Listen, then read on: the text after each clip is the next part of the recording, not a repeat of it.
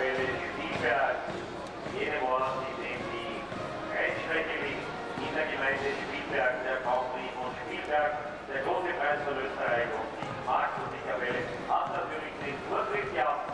Und jetzt schauen wir auf die Fahnenschwinger aus Eppenstein.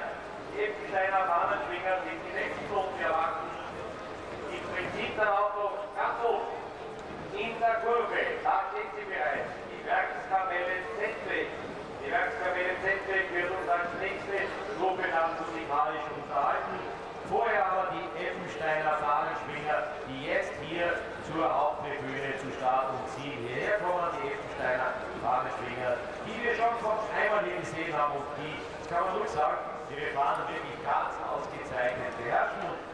Hinausmarschiert in der Zwischenzeit die Marktmusikkapelle aus Spielberg, wieder an den Tribünen vorbei, hinaus in Richtung Zielkurve, wo wir Marsch begonnen haben, während wir hier vorne jetzt die Fahnenschwinger aus Eppenstein sehen und ganz oben in der Kurve, in der Kontrollkurve, da haben bereits die Damen und Herren der Werkskapelle aus Zeltweg Aufstellung genommen. Wir verabschieden uns jetzt aber noch einmal mit einem prächtigen Applaus von der Marktmusikkapelle aus Spielberg, die sich hier mit uns verabschiedet hat. Dankeschön, dass ihr im Mittagsprogramm dabei wart und Postbote des Kölners gezeigt habt. Wir konzentrieren uns jetzt Hologramm auf die Fahnenschwinger aus Eppenstein, die jetzt hier schon langsam in die Mitte der Tribüne kommen und uns hier in der Mitte der Tribüne dann ganz exakt ihr Programm vorführen werden. Übrigens die nächste Flugvorführung. Das wird die Vorführung mit den 6 Saab 105 sein. Die wird um 13:13 Uhr beginnen, also in einer knappen Viertelstunde wird sie sein. Und jetzt schauen wir den Fahnenschwingern aus Eppenstein einmal zu. Die haben hier diese wunderschönen Fahnen österreichischer Bundesländer. Hier mit vorne die österreichische Fahne und die steirische Fahne. Eppenstein, ein Ort hier in der Region, ein Ort hier in der mittleren Steiermark.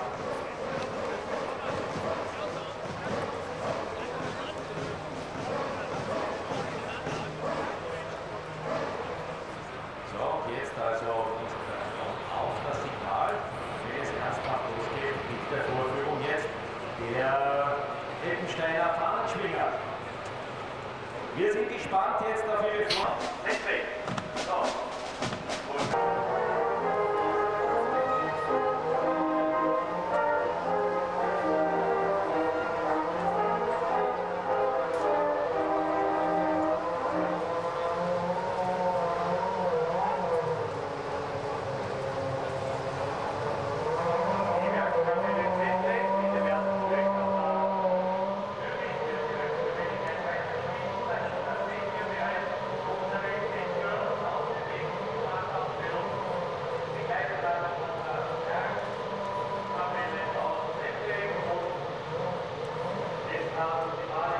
Weitergehen, wir können uns jetzt noch ein Stückchen in aller Ruhe anhören hier, ehe dann die Flugvorführung beginnt.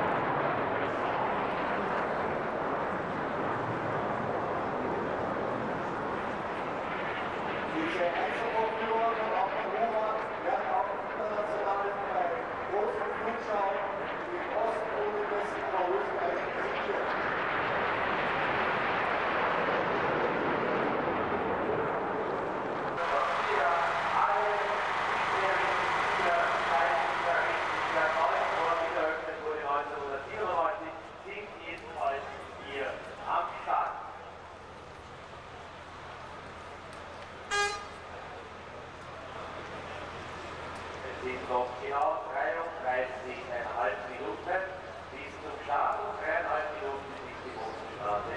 Für die ersten geöffnet wird das Siegerwahl in diesem großen Event, dem sicherlich größten Sportereignis dieses Jahres in Österreich entgegen. Michael Schumacher, Künstler Weltmeister, sich auf die 36 Punkten vor Guldan 28, Barrichello 14, Ralf Schumacher 12, Heidfeld 8, Juli 7 Punkte ebenfalls in der Weltmeisterschaft haben. Und Neuer 6, Rex 6, Wilmer 4, Hakkinen 4, Panis 3, Reinböller 1, Jugendschakal ebenfalls nicht einen Punkt auf den diesjährigen 5 Rennen. Der kommt in Österreich in der Station Nummer 6 in Kalender. In der Werkstufe der Konstrukteure für Ferrari deutlich 50 Punkte vom Ignaz, Mercedes 32, Philips BMW 18, plus 13.009, A107 und 10.000, Renault mit einem Punkt durch Stadtkammer in die Keller. Wetter durchgearbeitet werde heute einen Grand Prix bei optimalen Verhältnissen, nicht so extrem heiß wie normalerweise im Sommer, herrliches Wetter, traumhafter Tag, am Muttertag, mein Gruß hier noch einmal an alle Mütter, die heute den Muttertag hier im Kreise der Formel 1 Familie verbringen.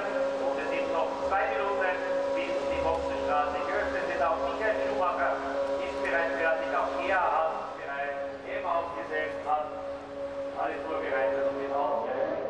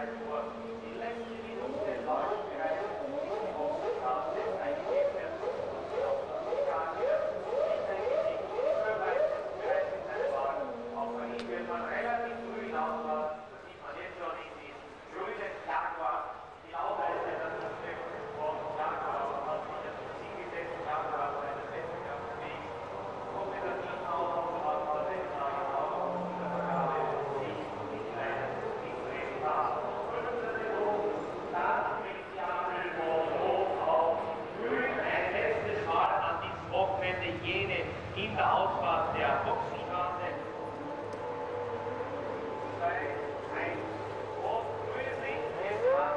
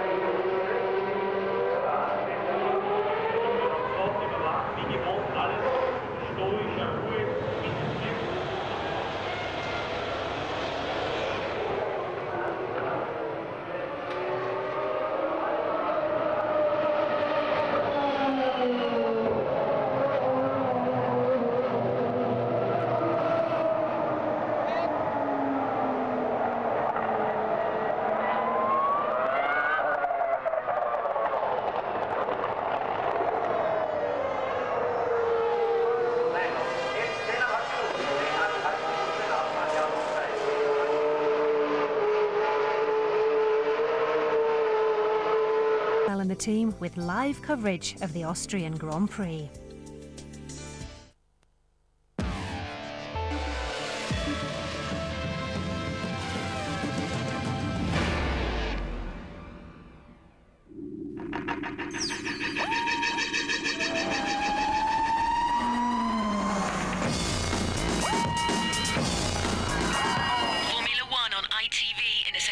With Texaco.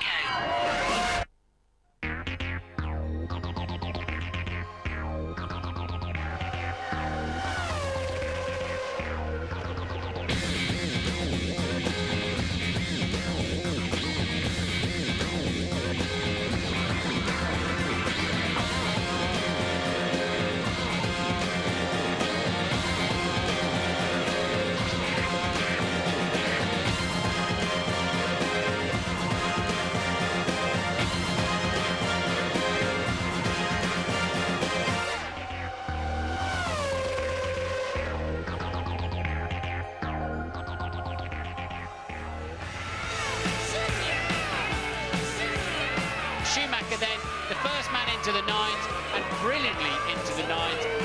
Now that is an incredible time. It is 6/10 of a second faster than Rubens Barrichello, and it's 8/10 of a second faster than Mika Häkkinen. It's one of the shortest and quickest laps of the Formula One year. Spielberg's A1 ring presents very special problems. Welcome to race day in Austria. Hello there, this is the only racetrack where you can see snow up there on the mountains. Those slopes aren't that far away, but today conditions absolutely perfect for racing on the tarmac. This is Michael Schumacher's bogey circuit, but he stuck the Ferrari on pole and comes here on top of the championship standings as well. 8 points clear of David Coulthard after that lucky win in Spain. Coulthard, though, he's been second in Austria for the last 4 years. Barrichello, well, he loves this place. Ralf Schumacher is based in Salzburg. Heidfeld has done well for Sauber. Trulli, though, starts just ahead of him. Now then, Tony Jardine, Michael Schumacher has never won here. You might just remember what happened to him last year as well. And it could happen again if you look at who's around him on the grid. He's got Juan Pablo Montoya next to him, the man who overtook him in Brazil. But Michael Schumacher started from fourth, and overzealous Zonta, who started sixth behind him, hit him from behind. Off he spun. Jarno Trulli went into him. Look at him interlocked there, and Michael Schumacher was out, and you saw Ralf Schumacher being caught out there as well. This morning, electrical problem with the spare car. Now this man is at his peak of his fitness. He said, I'm much fitter than I was this time last year. Goodness help the opposition this afternoon. Very fit, went back, took his race car. They fixed his spare car as well. Ferrari in very, very good shape, but it's all down to the start. What chance that the two Williams cars will run away from Schumacher at the start then? Very good indeed, because it requires more than 60% full throttle here, a power circuit. Gerhard Berger's BMW man, so that's good for us. Juan Pablo Montoya here took second place from his teammate Ralf Schumacher, preventing the brothers on the front row as in Brazil. They're looking good, but it's a question of tyres, and I'm sure James will update us on that later on. I'm sure he will. Thank you, Tony. Let me just confirm the grid for you then.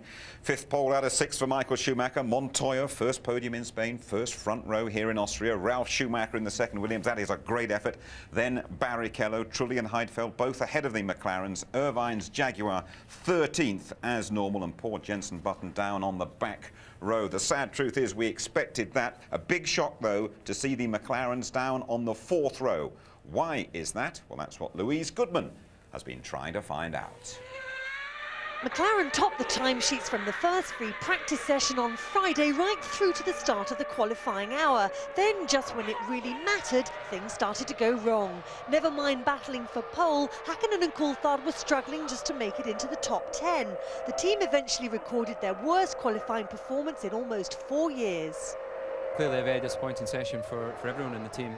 We didn't perform as fast as we'd gone in the morning session. So, you know, considering we're running less fuel, and you know we've had some problems with the oversteer, and we just haven't been able to attack the lap.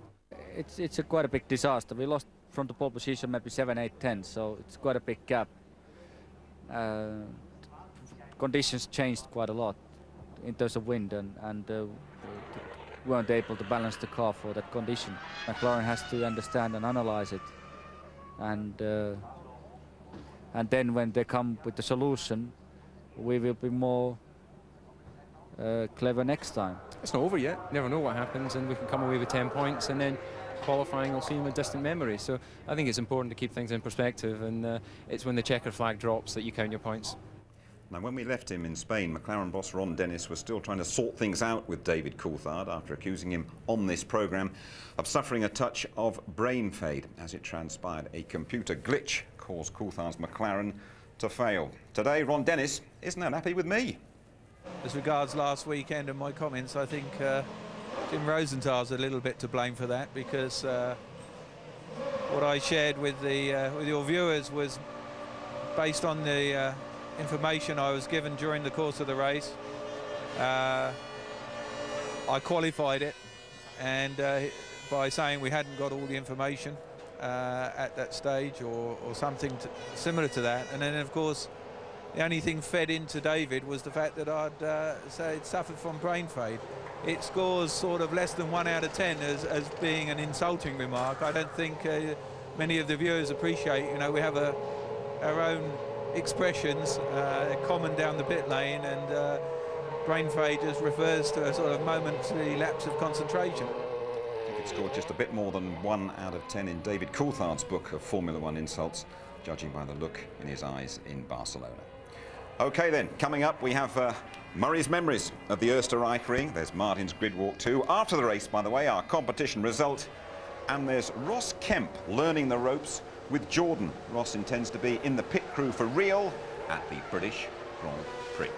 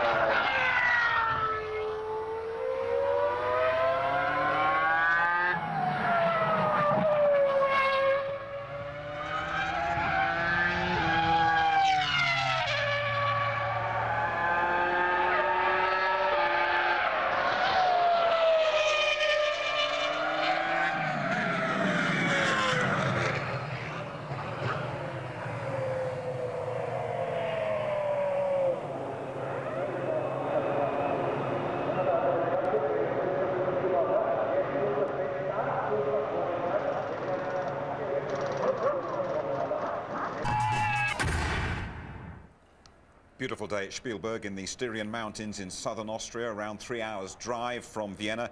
We've been coming to the A1 ring since 1997. They took just 280 days. They spent £15 million on the new circuit. But this site has Formula One memories dripping off the trees. The Austrian Grand Prix has been a bit of a stop-go affair. It started in 1964, stopped, and then started again here at the magnificent old Österreich Ring. Now, sadly, just a vehicle park. 1978 saw a mighty cloudburst with cars spinning off, including America's Mario Andretti. And Andretti's lost it! Andretti's out of the race already! Mario went on to win the championship with the all-conquering Lotus 79, but it was his teammate, the charming Ronnie Peterson, who won in Austria. There were some thrilling finishes at the old Österreich Ring. In 1980, Frenchman Jean-Pierre Jabouille in the turbocharged Renault beat that year's world champion Alan Jones in his Williams by a mere 0.8 of a second. Jabouille can see the checkered flag. Jones right behind him, getting closer but not close enough. Jabouille wins and Jones is in second place. But it was even closer in 1982 when Elio De Angelis's Lotus surged across the line just 0.05 of a second ahead of Keke Rosberg's Williams. Listen to James Hunt. Oh, it's fantastic stuff. The Andrews kept him well blocked. That's very excusable on the last lap, but Rosberg's coming at him. He's going to finish side by side, and the Andrews has just held it.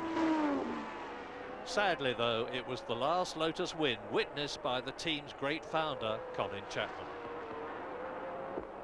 The Österreich was a fantastic venue, a real racer's circuit, and 1987 was an amazing year. There were 3 starts because of collisions, the first of which was initiated by ITV's very own Martin Brundle. But it was our other British hero who'd take the glory, Nigel Mansell in his Williams Honda, at a blistering average of 146 miles an hour. And here he is, completing the 52nd and last lap of the Austrian Grand Prix. And as Nigel Mansell crosses the line to win, there is no checkered flag. Nigel did win the race, and then came the interview. Nigel, first of all, will you carefully and slowly take your hat off?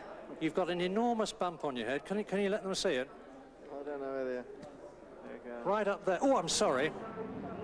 Off with the old and on with the new.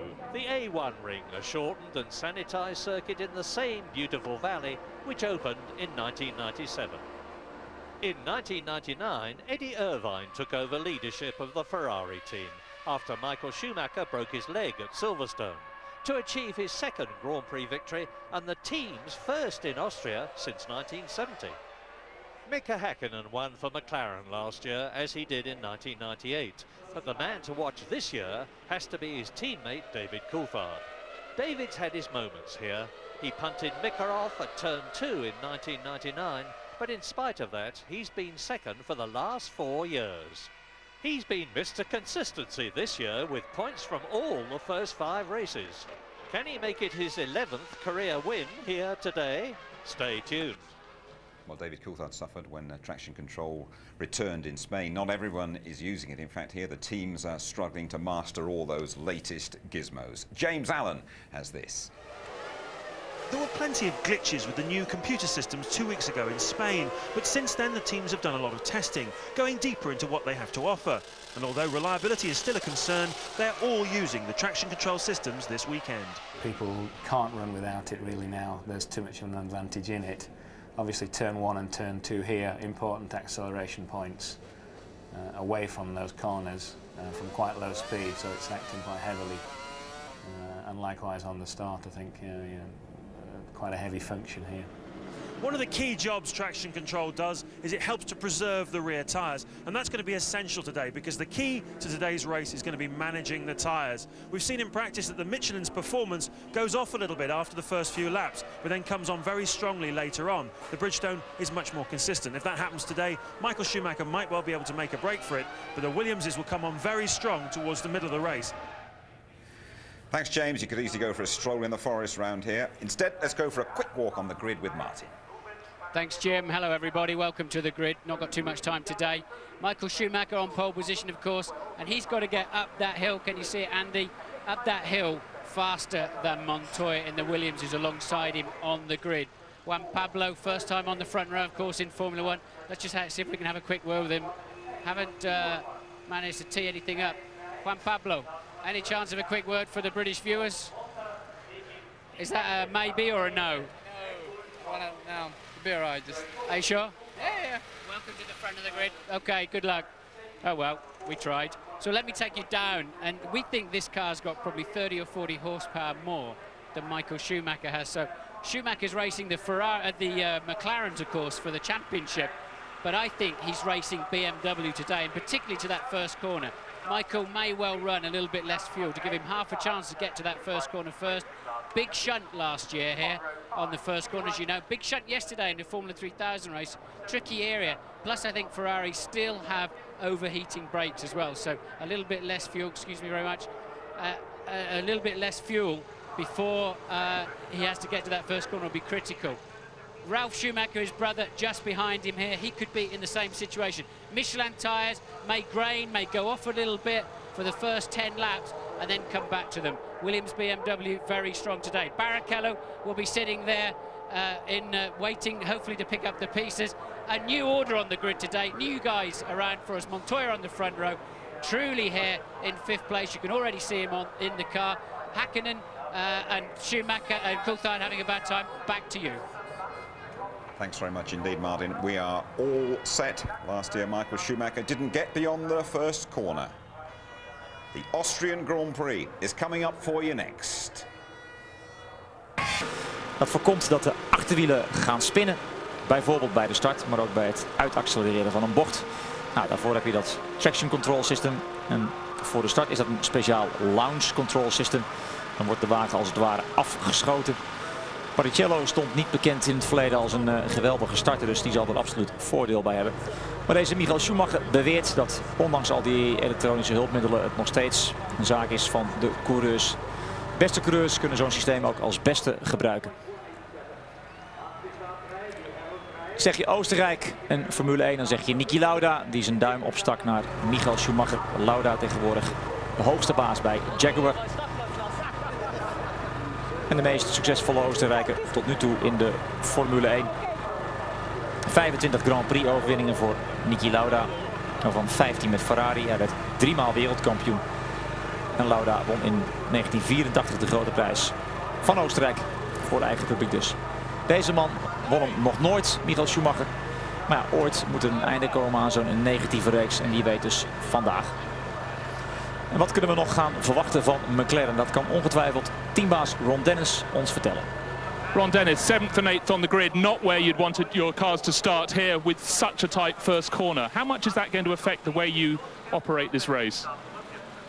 Well, the first thing is a better question asked after the first lap. I mean, this is not an easy circuit to cope with when it comes to first lap instance, and you know, after that we have a strategy which we think will give us the best opportunity of a result. Of course, we're here to win. It's not easy to win from here, but it has been done in the past, and we give it our best shot. So does that mean we might see one or both of your cars on a two-stop strategy? It means that we're going to do, we'll have a strategy which we think is best appropriate, but certainly not one that we're going to share with the world. That's a great shame. Best of luck there, Ron. Thank you. Ja, een van de best bewaarde geheimen in de Formule 1. Hoe vaak gaan de rijders stoppen in de race? De winnaar vorig jaar, Mika Häkkinen, had toen maar 1 pitstop nodig. Maar wie weet willen de McLaren's vanaf die 4e rij wat gaan proberen. En kiezen ze voor een 2-stop strategie.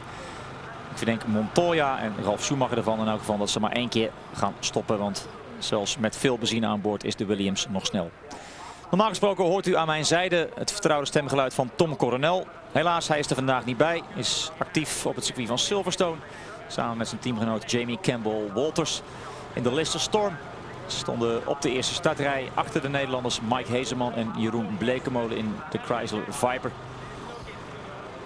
Laten we maar hopen voor Tommy dat hij daar de overwinning kan gaan pakken in die FIA GT race. Volgende keer in Monaco over 2 weken is hij weer van de partij. En nu we het toch over Nederlanders hebben. Hoe ging het met Jos Verstappen gisteren in de kwalificatietraining? Nou, niet al te best. Slechts 16e, had veel last van onderstuur.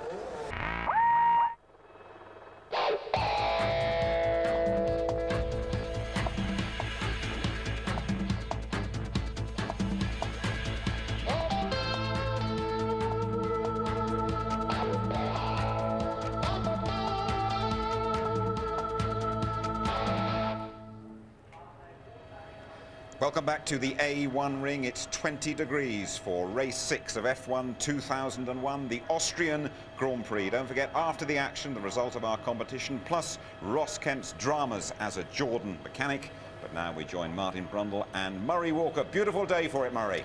Absolutely sensational day, Jim, and this wonderful scenery all around us. It is the most picturesque Grand Prix circuit in the world, without a doubt. Now, you've had the scene set superbly for you by Martin. I'm going to repeat the key points, because so very often at this Austrian Grand Prix, the opening first 2 corners have in effect settled the race. Last year, you've seen the footage of Michael Schumacher being punted off by Zonta. His teammate, Rubens Barrichello, being hit by Jarno Trulli.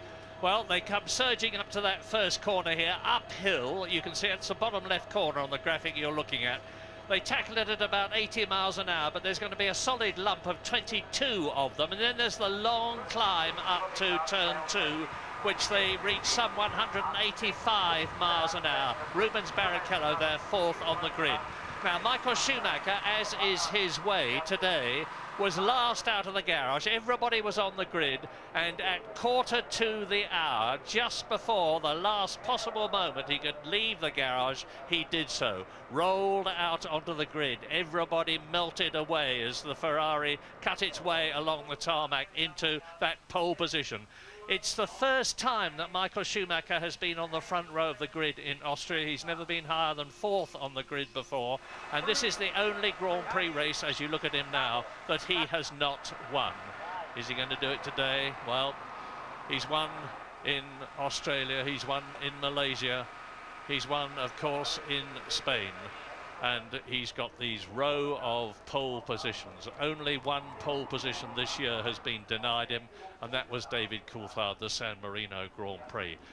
Now, what a struggle McLaren have got. 7th and 8th on the grid, and in front of David Coulthard there is Nick Heidfeld. Nobody's mentioned Heidfeld yet today.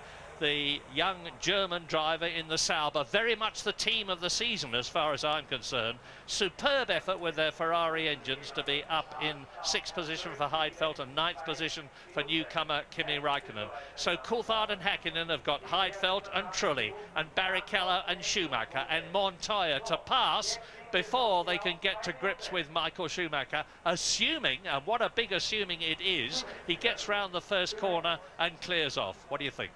Michael had a bit of a cloudy face as he came to the grid. A few dignitaries standing in the way of his grid slot. He didn't look too happy at all when I was down there, Murray, just before walking along the grid.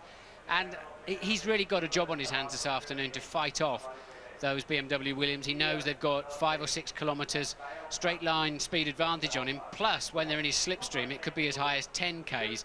And I think Montoya knows that if he gets away reasonably well, and of course they've got launch control now, they should all get away quite well. The inside of the track very, very dirty. Saw 1 or 2 of the runners thinking ahead and trying to clean up that side of the grid this morning during the warm-up.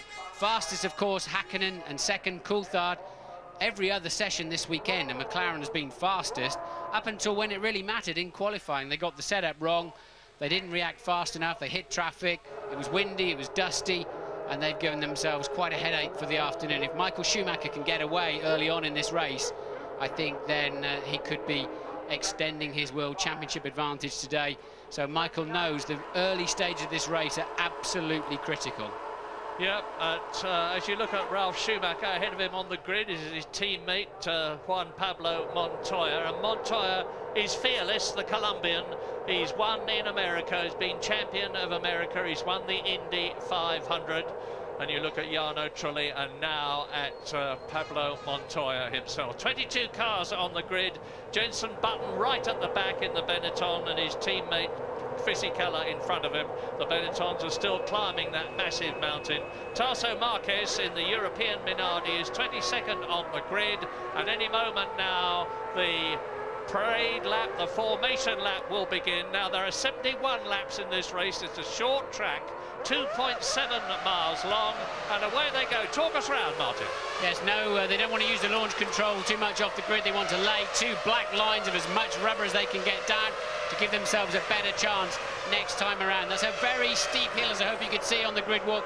Up there into turn 1 means you can brake super late, but it's dirty on the inside.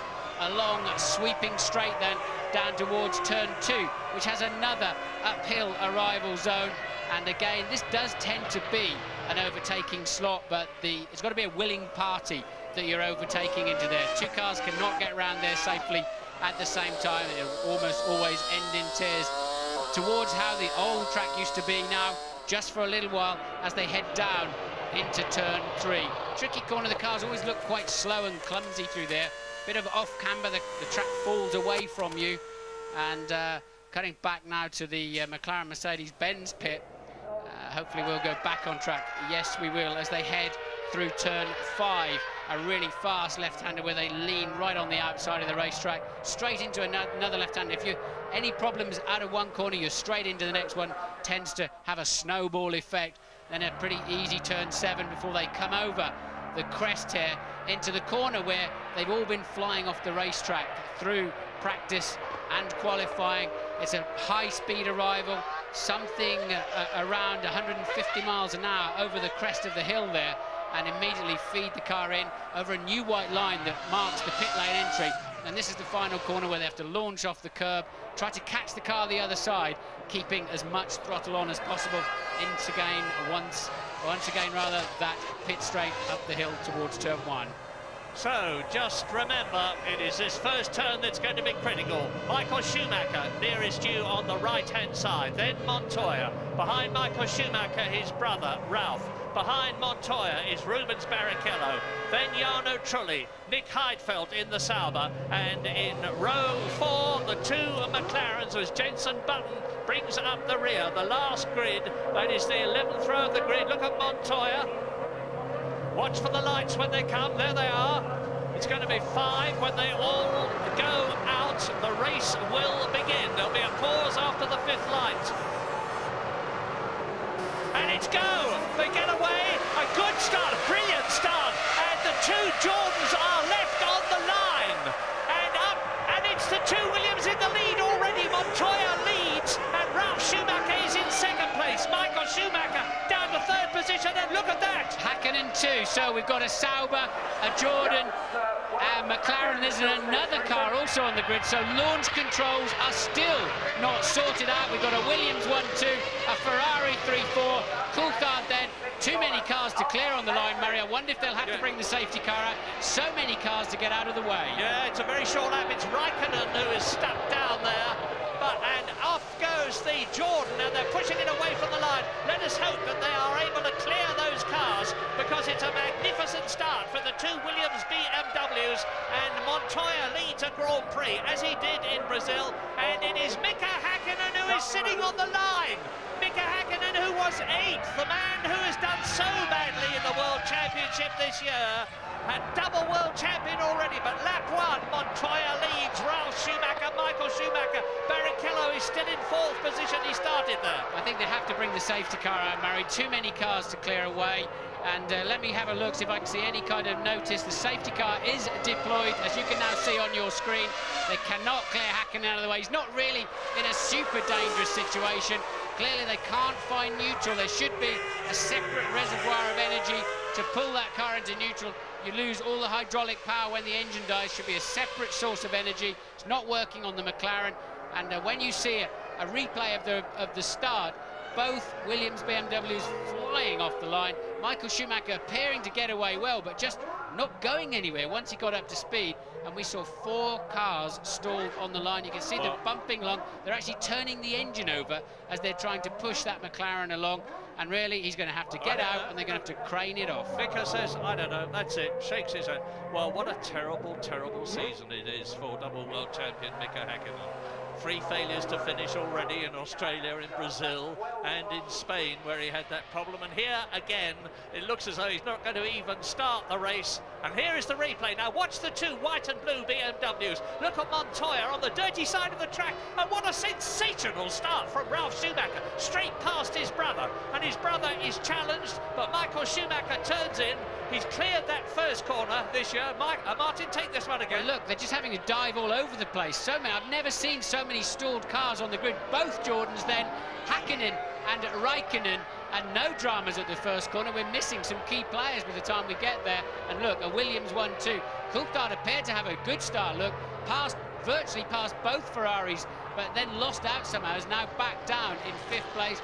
And look at that, that's a sinking feeling in your heart if you're Eddie Jordan. And a disaster. All of these Fandango electronics, look, and they're just failing. They're failing the drivers, they're failing the teams. Just goes to show the best electronic brains in the world couldn't solve that problem. Now, with the safety car out, and there's the replay again, and that start from Ralf Schumacher's is one of the best I have ever seen in Grand Prix racing. Straight up to his teammate. Now, the order now, we're on lap 3, of course, with the safety car still out, with Montoya leading Ralf Schumacher in the Williams BMW, Michael Schumacher 3rd, his teammate Rubens Barrichello is 4th, David Coulthard, who started 7th, has gained 2 places, he's up to 5th. And here's that start. Look at Ralf, just hooked it up beautifully, but Montoya keeps the inside line, doesn't really squeeze his teammate, and Ralf, knowing he's going to have to yield, Michael just did not get away. Looked like there was much too much power being taken out by his launch control. Moved off the line. I stood looking out of the window while you were talking, Murray. Michael Schumacher moving away nicely as the lights went off, but just didn't go anywhere, and the Williams BMWs just launched, didn't they? But the start of the Austrian Grand Prix was not Ralf Schumacher, it was Eddie Irvine, 13th on the grid, 1-3, and he's in 6th position now in the Jaguar. I don't think he'll be expected to stay there because Jaguar are still working very hard on the car, but you can see him bobbing and weaving as he goes into the right-hander at turn 4. Now they've got the car inside the white lines that show either end of the pit lane itself, Murray. They can start, the mechanics can start Häkkönen's car, as the same with Frentzen and Trulli, and he can get back into the race if they can restart it. Now, we understand the safety car is coming in this lap, and the race director, Charlie Whiting, will not be pleased to see a McLaren parked right across the fast lane of the pits there. Well, I tell you this, there's been a lot of discussion about whether Ron Dennis, the boss of the McLaren team, would ask Mika Häkkinen to defer to David Coulthard, as Coulthard is doing so well in the championship compared with Häkkinen. I don't think there's any doubt that that will have to happen now. It's going to be no points for Mika Häkkinen in this race, and David Coulthard is in 5th position as the race is going to restart. Now watch out, because they're all tied up together, and it's Montoya, Schumacher, Ralf, Schumacher, Michael, Barrichello, David Coulthard, then there's a gap to Eddie Irvine. Behind Eddie Irvine is Jos Verstappen in the arrows. He's come up from 16th to 7th position. Another terrific start. The Austrian Grand Prix is go again, and this is lap 4 out of 71. Häkkinen then driving down the pit lane. Murray just saw him get up and running. He was parked in the fast lane, and Benetton came through. I don't know who that was who pitted, but Häkkinen, no problems there. He's now back in the race. Of course, he's lost those 2 laps, and there you see then an overhead shot of Mika Häkkinen joining the race, plumb last. At the moment, Frentzen is the only retiree of those 4 that stalled on the grid. Yeah, and Heinz-Harald Frentzen was in 8th position in the World Championship, looking to do much better this year in the Jordan, which is going so much better, but no luck here in Austria. And it's still close up at the front between Coulthard and Montoya, just 2 seconds when this lap started, shaking his head, sitting in the Jordan in the garage, Heinz-Harald Frentzen from Mönchengladbach, who's 3 times a Grand Prix winner. Now, remember, the Williams BMWs are on Michelin tyres, and Rubens Barrichello very saucily having a look at his team leader, Michael Schumacher, as they go into turn 1. The gap between the 2 is very close. And look at Verstappen right up behind. Verstappen clearly on lower fuel, and that is Trulli off the road. Trulli out of what is 19th place. He stalled on the grid, remember. Verstappen was shaping up. Did he pass the McLaren? Yes, he did. Verstappen then up into 5th place, having passed Coulthard, who appears to be very slow at this stage of the race. Now, that arrows with the Asia Tech engine is blindingly quick in a straight line, and that's what happened to Trulli. Trulli hit, I think, was it Pedro de la Rosa or was it Eddie Irvine?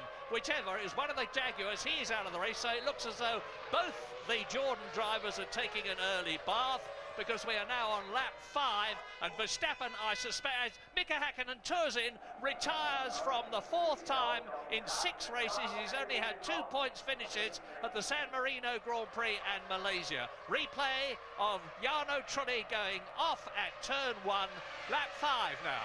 Well, Trulli would already been a lap down. Whichever Jaguar he was fighting, he would have been a lap down because of his start line problems, but already then in the gravel trap for him. And look at Barrichello hustling teammate Michael Schumacher, 3rd and 4th place, and Montoya then with a 1-second lead over his teammate. Barrichello shaping up then to have a look up the inside into turn 2. Can he make it round Michael Schumacher? That was close. Yeah, I'll have you chuck your nose off, says Michael Schumacher. And Jos Verstappen, look at him in the air. Now, I was saying earlier on, I suspect he's on a 2-stop strategy. That car is blindingly quick in a straight line. We saw him do wonderfully well in the Malaysian Grand Prix in the wet. They seem to have a very good control system on the car. But Verstappen is closed right up now to Rubens Barrichello in the Ferrari. Race order, lap 6, Montoya, Ralf Schumacher, Michael Schumacher, Rubens Barrichello. There's 2 seconds covering the first 4, covering the first 5, and Jos Verstappen has just made the fastest lap of the race so far in the arrows. Michelin tyres, first and second. Bridgestone, third, fourth and fifth. And in sixth position, David Coulthard is in the points. David Coulthard started seventh, he got up to fifth, he's been passed by Jos Verstappen. An incredible drive by the Dutchman, Jos Verstappen in the orange arrows. He has a look at Barrichello. Barrichello does not have a look at Michael Schumacher this time. It's coming up to turn 2 that Barrichello starts to close, or has done in the past, on Michael Schumacher. But it looks as though Michael has got the legs on his teammate at the present moment as Montoya, Ralf Schumacher, Michael, Barrichello, and it is Williams BMW, Ferrari. What a change at the front. The McLarens, only one of them in the points and the other out of the race. Well, we saw Montoya carelessly leading the Brazilian Grand Prix, of course, Murray. We wondered if he'd feel under pressure leading his first Grand Prix back then. He made no mistakes at all until, ironically, Verstappen ran into him as he lapped him. But there's a good squabble down the field, and that must be Irvine, Panis, Villeneuve and Benoldi in the second arrow. So we're looking there at 8th, 9th, 10th and 11th, and as you can see, it's very close. Yeah, the two arrows are doing well. Benoldi, Enrique Benoldi from Brazil, new to Grand Prix racing, Formula 1 this year. And the Williams team in the garage look impassively at their man as they cross the line. And already we have exceeded 1/10 the distance in the Austrian Grand Prix. And Jos Verstappen driving magnificently. Now, that is Heidfeld behind, no, it's Raikkonen. Kimi Raikkonen in 7th position behind David Coulthard, the man in the points in the McLaren. And out of the race already, Heinz-Harald Frentzen, Mika Häkkinen and Fisichella has retired in the Benetton. 19 left out of the 22 who started, lap 8. Yes, it was obviously Raikkonen then who got away well. It was Heidfeld in the sister Sauber that stalled on the line, not Raikkonen. Heidfeld down in 18th, Trulli down in 19th. The other two stallers on the grid are both out of the race. Häkkinen and Frentzen, they're unable to get those cars running. You saw Häkkinen pulling in the pit garage nose first. He knew his day was over. And now Verstappen's got up onto the back of Barrichello. Can't do too much about the Ferraris. Surely he's on a lower fuel load, significantly lower, I would imagine. Yeah. And as the main players now settle into the race, and the pattern begins to be set. So the question now is, what about fuel stop strategies? Well, I would expect Jos Verstappen to come in first, and if he's on a two-stopper, he'll probably come in round about lap 23. We're on lap 9 at the present moment with the two Ferraris and Verstappen 3rd, 4th, 5th absolutely together. And if Verstappen's on a two-stopper, I say he'll come in round about lap 23. If the others are on a one-stopper, I think the earliest we can expect anybody to come in will be round about lap 38. But I expect everybody to stay out for as long as they possibly can. Start with a heavy fuel load, come in late, take on as little fuel as possible to save as much time as possible, and then sprint out. And the Michelin tyres are going to be stronger, they believe, in the second half of the race than in the first. The Bridgestones are very stable throughout the race, and it's Michelin leading, Michelin second, and then the Bridgestone runners, the two Ferraris, and Jos Verstappen. And look how tight it is around the circuit. Now, I am surprised, Martin, that Michael Schumacher is not doing better than this. He got pole position absolutely magnificently. You think he's playing some sort of a waiting game? Doesn't look like it. I suspect he's quite fat on fuel, to be honest, Murray, and I'm sure Coulthard is, having had a poor grid slot. I'm sure both McLarens were on low fuel, but Montoya leads from Schumacher, Ralf, Michael Schumacher 3rd, and that was Benoldi passing Eddie Irvine there. So Benoldi making his way through the field, Barrichello 4th, Verstappen 5th, Coulthard in 6th. We'll be back shortly. Hoor, Villeneuve in de rond. Je kon aanzien komen dat hij daar geen ruimte had om in te halen. En dan is Irvine er weer voorbij. En dan komen ook de heren van Prost voorbij zeilen. Het was trouwens Booty die hem inhaalde. Ai, wie is dat? Is dat een van de Williams die daarnaast de baan raakte?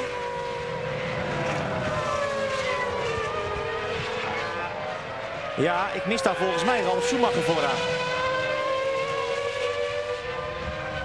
Dit is Michael Schumacher, maar waar is Ralf? Of heb ik mij lelijk vergist? Volgens mij was daar een Williams die even van de baan gleed. Dit is Coulthard. Dit is Raikkonen. Dit is Panis. Dit is Benoldi. En daar inderdaad Ralf Schumacher met een probleem. Ralf Schumacher tergend langzaam op weg naar de pits. Nou, daar staan de monteurs van Williams al klaar. Ai, dat is zuur voor het team van Williams, voor Ralf Schumacher. En wat is er aan de hand met de Duitser?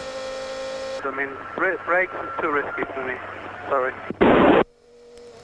I'm coming in, too risky. Iets met de remmen. Zoveel is duidelijk. Hij wil niet verder. Volgende uitvaller is Ralf Schumacher. Nou, dan hebben we Jos Verstappen nu op de 4e plaats. Want rekenen kunnen we.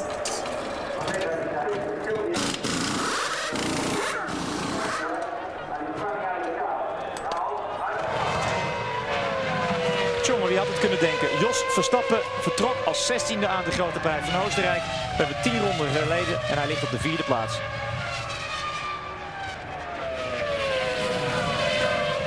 Ja, we weten van de Nederlander dat hij goed start. Nou, dat heeft hij vandaag ook weer gedaan. Zocht de gaatjes, dook erin. Maar daarbij wel de aantekening dat hij een lichte wagen heeft en hoogstwaarschijnlijk dus op een 2-stop strategie zit. Nu is het zaak voor Verstappen om... Lap 12 out of 71 and you are looking at the stricken Williams BMW of Ralf Schumacher, who has just retired. He has rolled into the pit lane having lost his place. There goes Schumacher, Michael through, there goes Barrichello, there goes Verstappen in the arrows. So Verstappen is now up into 4th position and Montoya is being pushed very hard indeed. If that's the replay then of Ralf Schumacher falling out of the race, some kind of technical problem on the way into turn 3. This happened earlier on in the race too. Eddie Irvine seems to be going backwards down the field, squeezing Villeneuve. They just the gentlest of kisses, and Villeneuve into a bit of a pendulum swing there. Irvine still holding down 9th place, certainly on his back foot. Jacques having to take to the grass. Yeah, he lost it initially, didn't he, off of the actual curbing and grass on the way in, as Eddie probably didn't see him coming up there. So Jacques will recover from that spin. We don't know what the problem is with Ralf Schumacher. And now look, the 2 Ferraris are hustling Montoya. Montoya's fallen off the pace by some 0.8 of a second. Remember what I said to you on the grid. The Michelins apparently go away then for 10 to 15 laps after the early stages of the running, and hopefully come back to them later in the stint. And now you're seeing all the signs of that as the 2 Ferraris, Verstappen and Coulthard, home in on Montoya in the lead. James. Yeah, Ralf Schumacher knew the game was up, Martin, as he rolled down the pit lane. The engine was switched off. The mechanics have had a really good look at the car, and it's a right rear problem. I think it's a suspension failure. Could be a brake problem, but it's more likely to be a suspension failure. But as you say, these tyres, the Michelin tyres, Montoya's struggling. And thank you, James, because now Michael Schumacher is right up with Montoya's Williams BMW, pushing very hard indeed. The Colombian is under pressure with a massive capital P, and Rubens Barrichello is hanging on to Michael Schumacher, and absolutely fabulous. Look at the way Jos Verstappen in the orange arrows is hanging on to the 3 cars ahead of him. They must have a lot of horsepower compared with him, but that Asia Tech engine is very strong indeed. They've been developing it. He's running very low downforce, but he's managing to hold the car on the track, and that is through into lap 14 out of 71. Well, the BMW with too much grunt up the hill for Michael to have a look, but Montoya really struggling through the corners. The tyres grain. Let me tell you what that means. They get the rubber rolls on top of the tyre, and instead of the tyre sitting on the track, you're squirming around on the little balls of rubber. You can't slow the car down, you can't turn it in, and you can't get on the power. And look, he's just absolutely a victim to be overtaken. All he can do is make that car as wide as possible. But surely they're going to pass him easily, as some say. When they do, they'll all go past him, but he's certainly clearly making a good job of holding them up. But he just has not got the grip to turn in or get out of the corners. But he's holding him, and Rubens Barrichello, of course, is keeping Michael Schumacher respectable. Verstappen is keeping Barrichello respectable. Barrichello is looking for a way past Schumacher, who's got to hold him back. and at the same time try to attack Montoya. And that has given David Coulthard the opportunity to close a bit, and Raikkonen is in a 6, but no, the Sauber is right up with them now, because Montoya is slowing up the race. You see, first, second, third, fourth, fifth, sixth, and in 7th position, Olivier Panis in the BAR is closing on them. Montoya is struggling. Something has got to give. Well, the tyres are letting him down. We know at this stage, we know how fast that car is in a straight line. And providing he can keep parking it in the middle of the apex. And of course, while you're fighting a guy who's holding up, creating a traffic jam, you've got to watch him. And you've got to watch your mirrors as well, Murray, because everybody will be trying to make, and somebody is being black flagged. So a black flag then. It's Trulli. Jarno Trulli is being black flagged. Apparently he left the pit lane while the red light was on. You're not allowed to leave the pit lane until there's a green light showing. There's somebody who watches the approaching track, and if he sees cars bearing down on the end of the pit lane, he'll give them a red light. Yes, the only time the red light comes on at the end of the pit lane is when the snake behind the safety car is coming around. As it enters the beginning of the pit zone, the red light goes on. You're not allowed to join until the whole crocodile has passed the end of the pit lane, truly, clearly ignoring that. And can Montoya keep this lot behind him while he waits those few laps for his tyres to come back in? At the moment, he's managing to do it. Well, 25-year-old Juan Pablo from Bogota in Colombia is an incredible man. He's totally unfazed. This is the best chance that Michael Schumacher's had so far, Murray. Sorry to interrupt you, but can he go around the outside? We know Michael can brake a lot later, and still he's coming back. Michael's got to think of his world championship. Oh, through goes Barrichello. Sorry, Martin. Through goes Barrichello. Off goes Montoya. Off goes Michael Schumacher. Michael Schumacher tried to dive inside Montoya, who had to go wide. He's gone onto the gravel, and so Rubens Barrichello has grasped his opportunity, and now Williams have got to fight back. We've seen Schumacher go out of the race. What's happening to Montoya? There he is inside Enrique Benaldi. So Montoya has slipped from 1st to 7th places. Yes, and Montoya deciding he would. That was silly, actually. He should have let Michael go. He should realise that he's not in a position to fight for this race.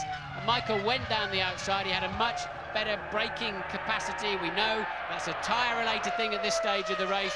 And the Colombian just would not yield, and it's cost him and it's cost Schumacher dearly. Question for historical enthusiasts: when was an Arrows last on a podium position? A long time ago, and it's Jos Verstappen now in 3rd position. The Hungary 97, remember Damon nearly won the race, lost it on the very last lap at the Hungaroring, but Verstappen then very fast, whatever fuel load he's got in that car. So Montoya has got a clear track in front of him, but a lot of cars in front of him.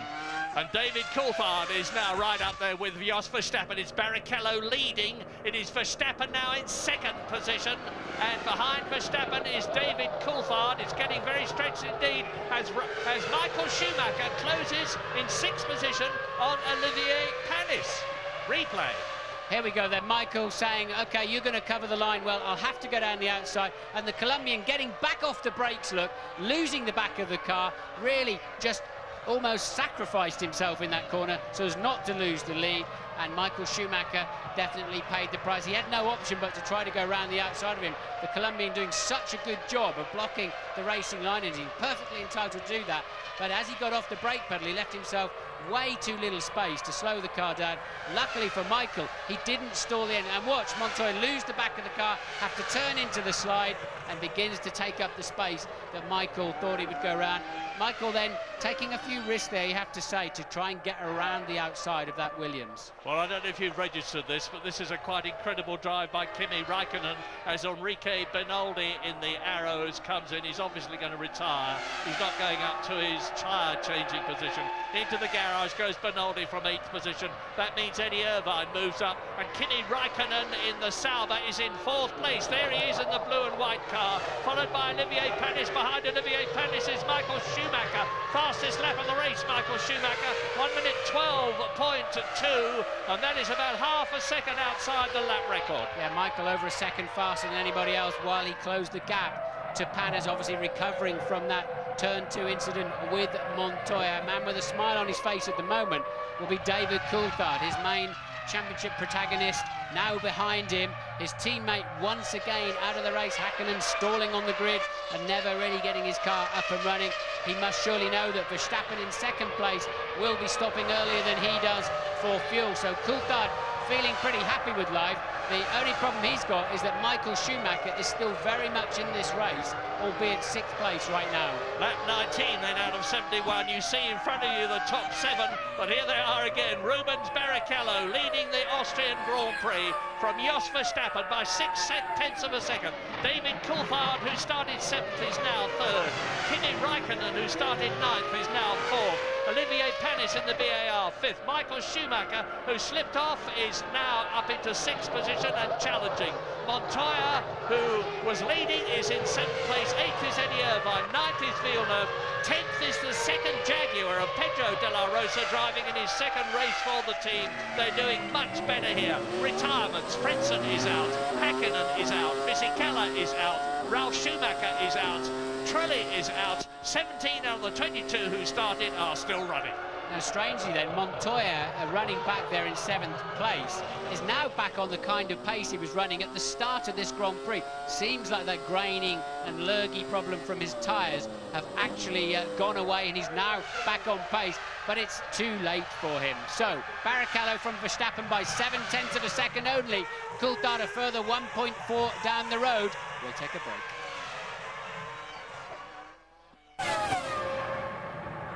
België en Hongarije, dat waren de 2 grote prijzen toen waar hij de 3e plaats haalde. Vorig jaar 1 keer 5e in Canada Verstappen en 1 keer 4e in Italië. Niet op het podium, wie weet vandaag. Maar we weten dus van de Nederlander dat hij weinig benzine aan boord heeft en dat hij in ieder geval 1 extra stop gaat maken. Schumacher achter de wagen van Olivier Panis.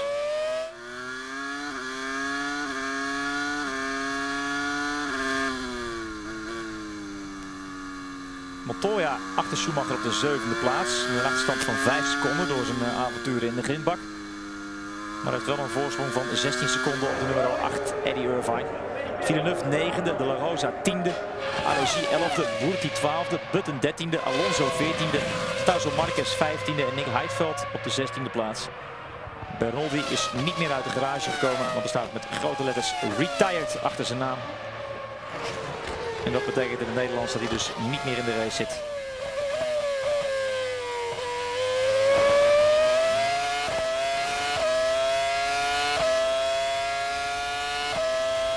Ja, 20 ronden van de 71 gehad. Als ik alle hoogtepunten nu al zou moeten opsommen, dan ben ik een half uur bezig, denk ik. Dus dat doe ik dan ook maar even niet.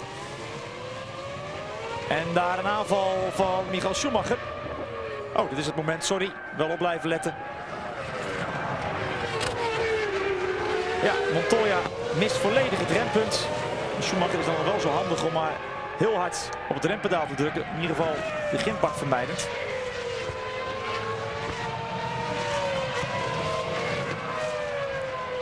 Ik dacht even dat Schumacher daar punt stond om Panis in te gaan halen. Maar daar zit hij nog steeds achter. En hier rustig op de 2e plaats Jos Verstappen. De zaak nu het hoofd koel te houden en geen gekke dingen te gaan doen. En daar Patrick Head. Het zag er allemaal zo mooi uit voor zijn coureurs. 2e en 3e op de grid. Lap 22 out of 71 then. Just approaching 1/3 distance as you look at Juan Pablo Montoya in the Williams. He is in 7th position, not making any impression on Michael Schumacher. Indeed, he's dropping back a bit after having run wide and gone onto the gravel. But Michael Schumacher, and there he is in 6th position, has not managed to get ahead of Olivier Panis in the BAR. Panis can't do anything about Kimi Räikkönen, who is in 4th place in the Sauber. David Coulthard, who started in 7th position, looks as though he's good for World Championship points. He's missed a consistency this year. He's already scored in all the 5 World Championship races this year. He's the only man to have done so, and I think James Allen has got news for us. Yeah, just trying to work out what the strategies everyone is on. Rubens Barrichello, David Coulthard, Kimi Räikkönen, Olivier Panis and Michael Schumacher, I reckon, are on quite a lot of fuel. They can go perhaps as long as lap 44, 45, 46 if necessary. Verstappen, we've said, is lighter on fuel. I believe Montoya probably is as well. So that means that Räikkönen is looking looking very good here. But the guy to focus on for me is David Coulthard. I do believe that with a bit of patience, and the McLaren, who have a fantastic pit stop record, they can actually win this race here today if Coulthard is a little bit lucky. Yeah, and at the moment, Michael Schumacher's on 1 World Championship point, and David Coulthard is on 4 World Championship points for 3rd position. So he's closing the gap by some 3 points, and he's 8 points behind Michael Schumacher in the championship at the present moment. But there's a long, long way to go in this race. David Coulthard, there he is, supremely fit. And the McLaren team were obviously stung to the quick by their failure to do well in qualifying yesterday. And that is the Arrows team. Well, only 1 Arrows left in the race, so bad news then for Verstappen. He's going so well. Obviously, we all knew he had less fuel than the cars he's running around, but he's coming in at a 3rd distance, just over a 3rd distance, a normal 2-stopper then for Verstappen, and that will put him down the order. Nonetheless, a good run from him in the early stages of this race. Coulthard then moving up to 2nd, Raikkonen then up into 3rd place at this stage of the race. Barrichello, a new fastest lap up front on a 1:12.2, and Coulthard just about matching him in 2nd place. Well, if Kimi Raikkonen moves into 3rd position as into the pits comes Jos Verstappen, it'll mean to say that Sauber are in a podium position for the 2nd time this year. The seconds ticking away, out goes Jos Verstappen. Now, the first 7 have gone through. We're waiting for Eddie Irvine now in 8th position as Verstappen comes up to the exit from the pit lane at turn 1. Eddie Irvine and Villeneuve have gone through, so it looks to me as though Jos Verstappen, who came in from 7th place, has dropped to 10th position. David Coulthard, of course, has moved up a place. There is the race leader, Rubens Barrichello. He's 3 seconds now. No, he's 3 seconds ahead of David Coulthard. And Kimi Raikkonen in 3rd place. Panis is 4th. Michael Schumacher has been elevated to 5th position. Only one of the leaders has yet made a pit stop, and that, of course, was the man we've just seen, Jos Verstappen, as Panis continues to bottle up Michael Schumacher. Panis now in 4th place. Yes, I don't think Verstappen will be that far down. He could still have maintained 7th place, so working out quite well for Verstappen at this stage of the race. As James said, these guys could well go well over 40 laps, I think, with the amount of fuel. And Michael Schumacher losing out on the exit of turn 1 there in the turbulent air of the BAR Honda, and nothing he can do. He's nowhere near close enough to have a nibble. Panis, an old hand these days, not going to make too many mistakes. And we're on board with Villeneuve then, who is chasing Eddie Irvine in 8th. Remember, they've already touched once in this race, and causing a spin on this very corner for Jacques Villeneuve. Well, if any team, and there is the BAR and the Ferrari really battling, and Michael Schumacher then has managed to get ahead of Panis. Panis must have a problem. He lost so much time in that one straight and corner. I wonder if Panis has got some kind of problem then. Already losing 200 or 300 metres to Michael Schumacher. Hopefully we'll get a replay of that one. Schumacher then now staring at the back of the Sauber of the 21-year-old. And look, here's Panis and Michael then really taking an easy run up to the inside. And do they touch? No, they don't. I wonder why Panis lost so much time. Maybe we'll find out shortly. Well, whatever, that's a very slippery corner. Turns 1 and 2 have been claiming driver after driver in practicing and qualifying. And you hit the gravel there, you get a lot of dust, you get onto the grass, you lose momentum, of course, because you're going uphill. And Panis is definitely dropping back as Raikkonen in 3rd position can now see the Scarlet Ferrari in his mirrors, and the gap between Raikkonen and Michael Schumacher is just under 2 seconds, and the comparative lap times were, well, there was only a 1/10 of a second in it to Michael Schumacher's advantage on the previous lap, but that was when he was battling with Olivier Panis, and he's pulling away from the BAR, closing on the Sauber in front of him. We're on lap 26 now, so we are more than 1/3 of the way through the Austrian Grand Prix 71-lap race. Well, let me remind you what's happened so far. Both Jordans stalled on the grid, as did Heidfeld in the Sauber and Mika Hakkinen in the McLaren. At the first corner, the Williams are 1 and 2. Montoya leading well, Ralph staying with him, Ralph Schumacher. Schumacher dropping out then with some kind of technical problem, and then the tyres going away on Montoya's car, tripping over with Michael into turn 2. Barrichello takes over the lead. Then Verstappen was running well. He's had to pit early. He was on a low fuel load, and Bernoldi is out in the arrows. He retired mechanical problems. Truly black flag disqualified for leaving the pits under the red light while the safety car was going past. And Ralph, I've talked about Fisichella, just a retirement early on. Hakkinen and Frentzen never getting up and running in this race after stalling on the grid. As you look at the battle for third position, Kimi Raikkonen in the blue and white Sauber Petronas Ferrari engine is being challenged by the Ferrari of Michael Schumacher, who's taken 1.6 seconds out of his 1.9-second lap. And is that a McLaren? I thought it was a McLaren. It was a Minardi. It was Tasso Marquez who was slowing up. And Michael Schumacher now, there he is. There is Marquez in the European Minardi touring out of the race. Well, he was in 15th position ahead of Nick Heidfeld, who had the bad start, of course, in the second Sauber. He's still running now in 15th position, but he is a lap adrift.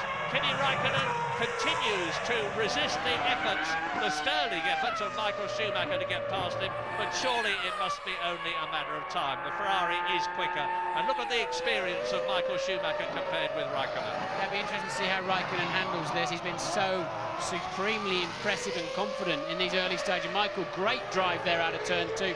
Surely just in the sweet spot for a good toe all the way down. We know the works Ferrari engine must have more power than the customer Ferrari engine, and there you see it clearly for yourselves. Back into the podium position, Michael Schumacher, who slid off at turn 2 in that confrontation with Juan Pablo Montoya, who is now in the points, incidentally. Montoya, with Verstappen having come into the pits, is now in 6th position.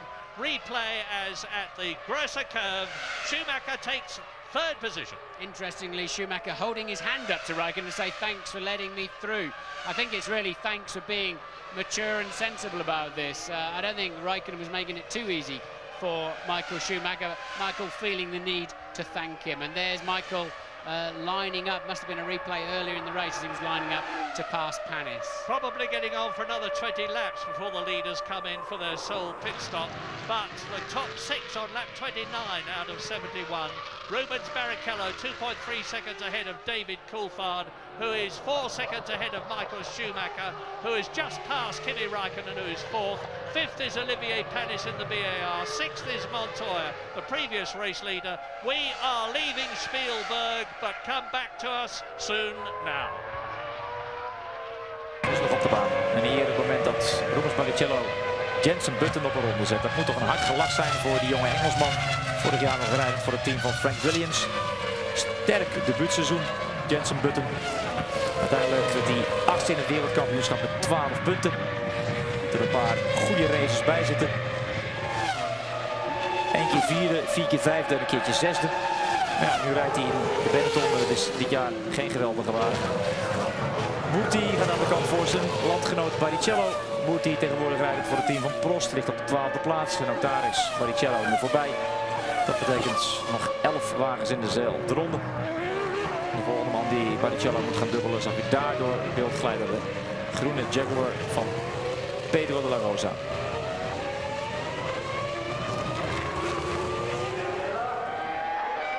Pitboard voor Michael Schumacher. Verschil met Coulthard. Je ziet het, 3,8 seconden. Draagt hij zometeen door. Inmiddels heeft Juan Pablo Montoya weer zijn oude tempo teruggevonden. Dat betekent dat het gaatje met Jos Verstappen wat groter is geworden, namelijk 18 seconden. Voorsprong van Verstappen op Eddie Irvine is 7,5 seconden. Als Schumacher dit tempo blijft rijden, heeft hij volgens onze computer 7 ronden nodig om.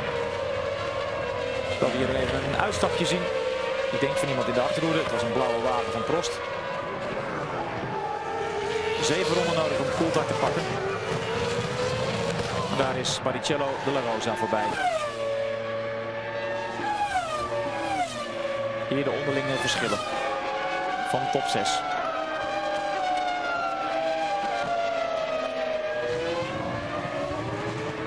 Michael Schumacher die Jensen Button inhaalt. alsof hij stilstaat. Daar de uitvallers. De laatste was Tazo Marquez. Lap 31 out of 71 in Austria. None of the current top 6 have made a pit stop yet. Rubens Barrichello, David Coulthard is 2.5 seconds behind him, but Michael Schumacher in the Ferrari is now closing on the McLaren in second place. Michael Schumacher's previous lap was nearly a second faster than David Coulthard.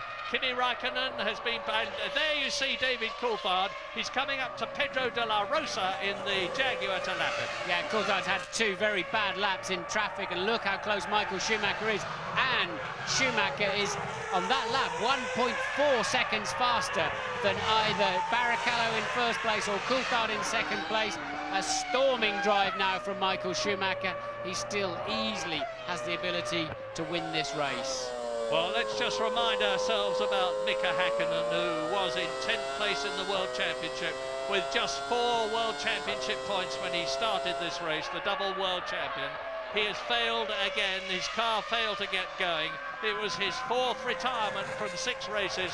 It really does look now as though Mika Häkkinen is out of the championship from this year, and that he will have to defer to his teammate David Coulthard, who's had those 5 points finishes from 5 races this year, who is in second position this year now here, and he is some 3.5 seconds behind Rubens Barrichello as we ride with the BAR of Jacques Villeneuve with Eddie Irvine's Jaguar. There he is. There is Villeneuve, who suffered an engine failure in the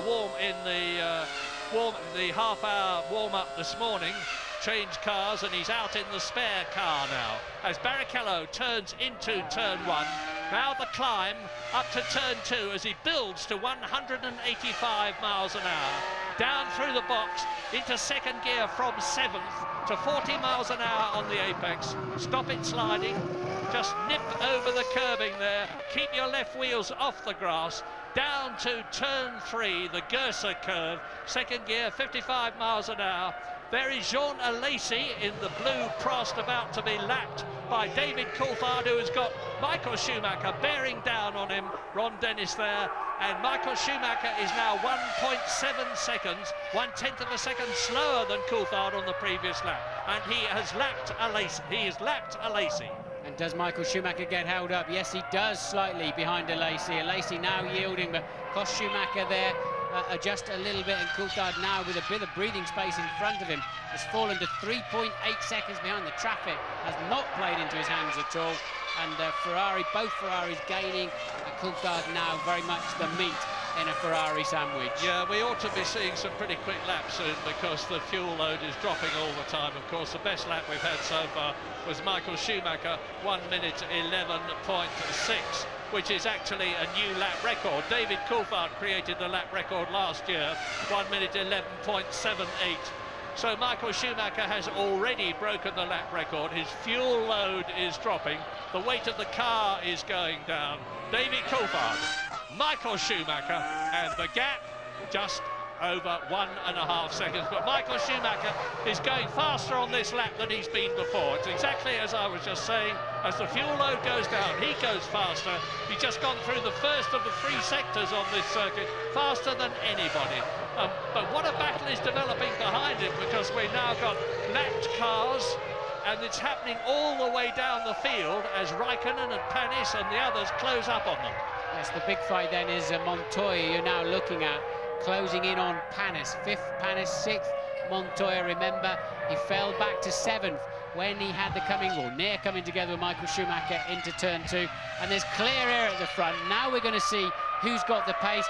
Villeneuve then passing, and Montoya, I think that must be Eddie Irvine with some kind of problem. Louise. And sadly with Mika Häkkinen, Mika, the 2nd race in a row we've seen a McLaren fail to get away off the line cleanly. Presumably it's your electronics yet again? We simply don't know.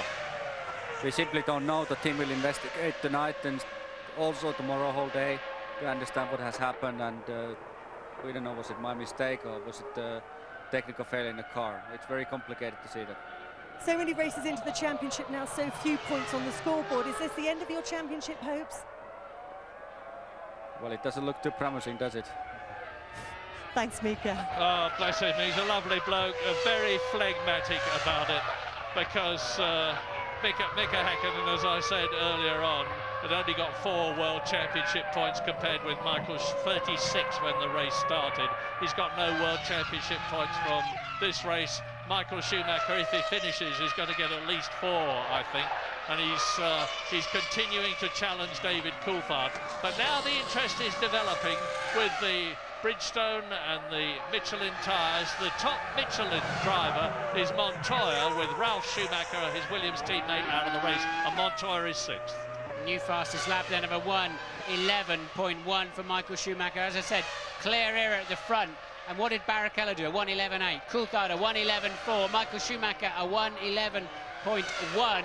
So there you can see the pace, and Michael Schumacher, this is critical for Coulthard. He knows that if he lets Schumacher past, surely Barrichello will be told to yield. If it's a Ferrari 1-2, Barrichello will have to yield, and it'll be 10 points for Michael and 4 points for David if he ends up in 3rd place. So he's somehow got to stay ahead of that Ferrari of Michael Schumacher's, so that Ferrari cannot bring team play into it.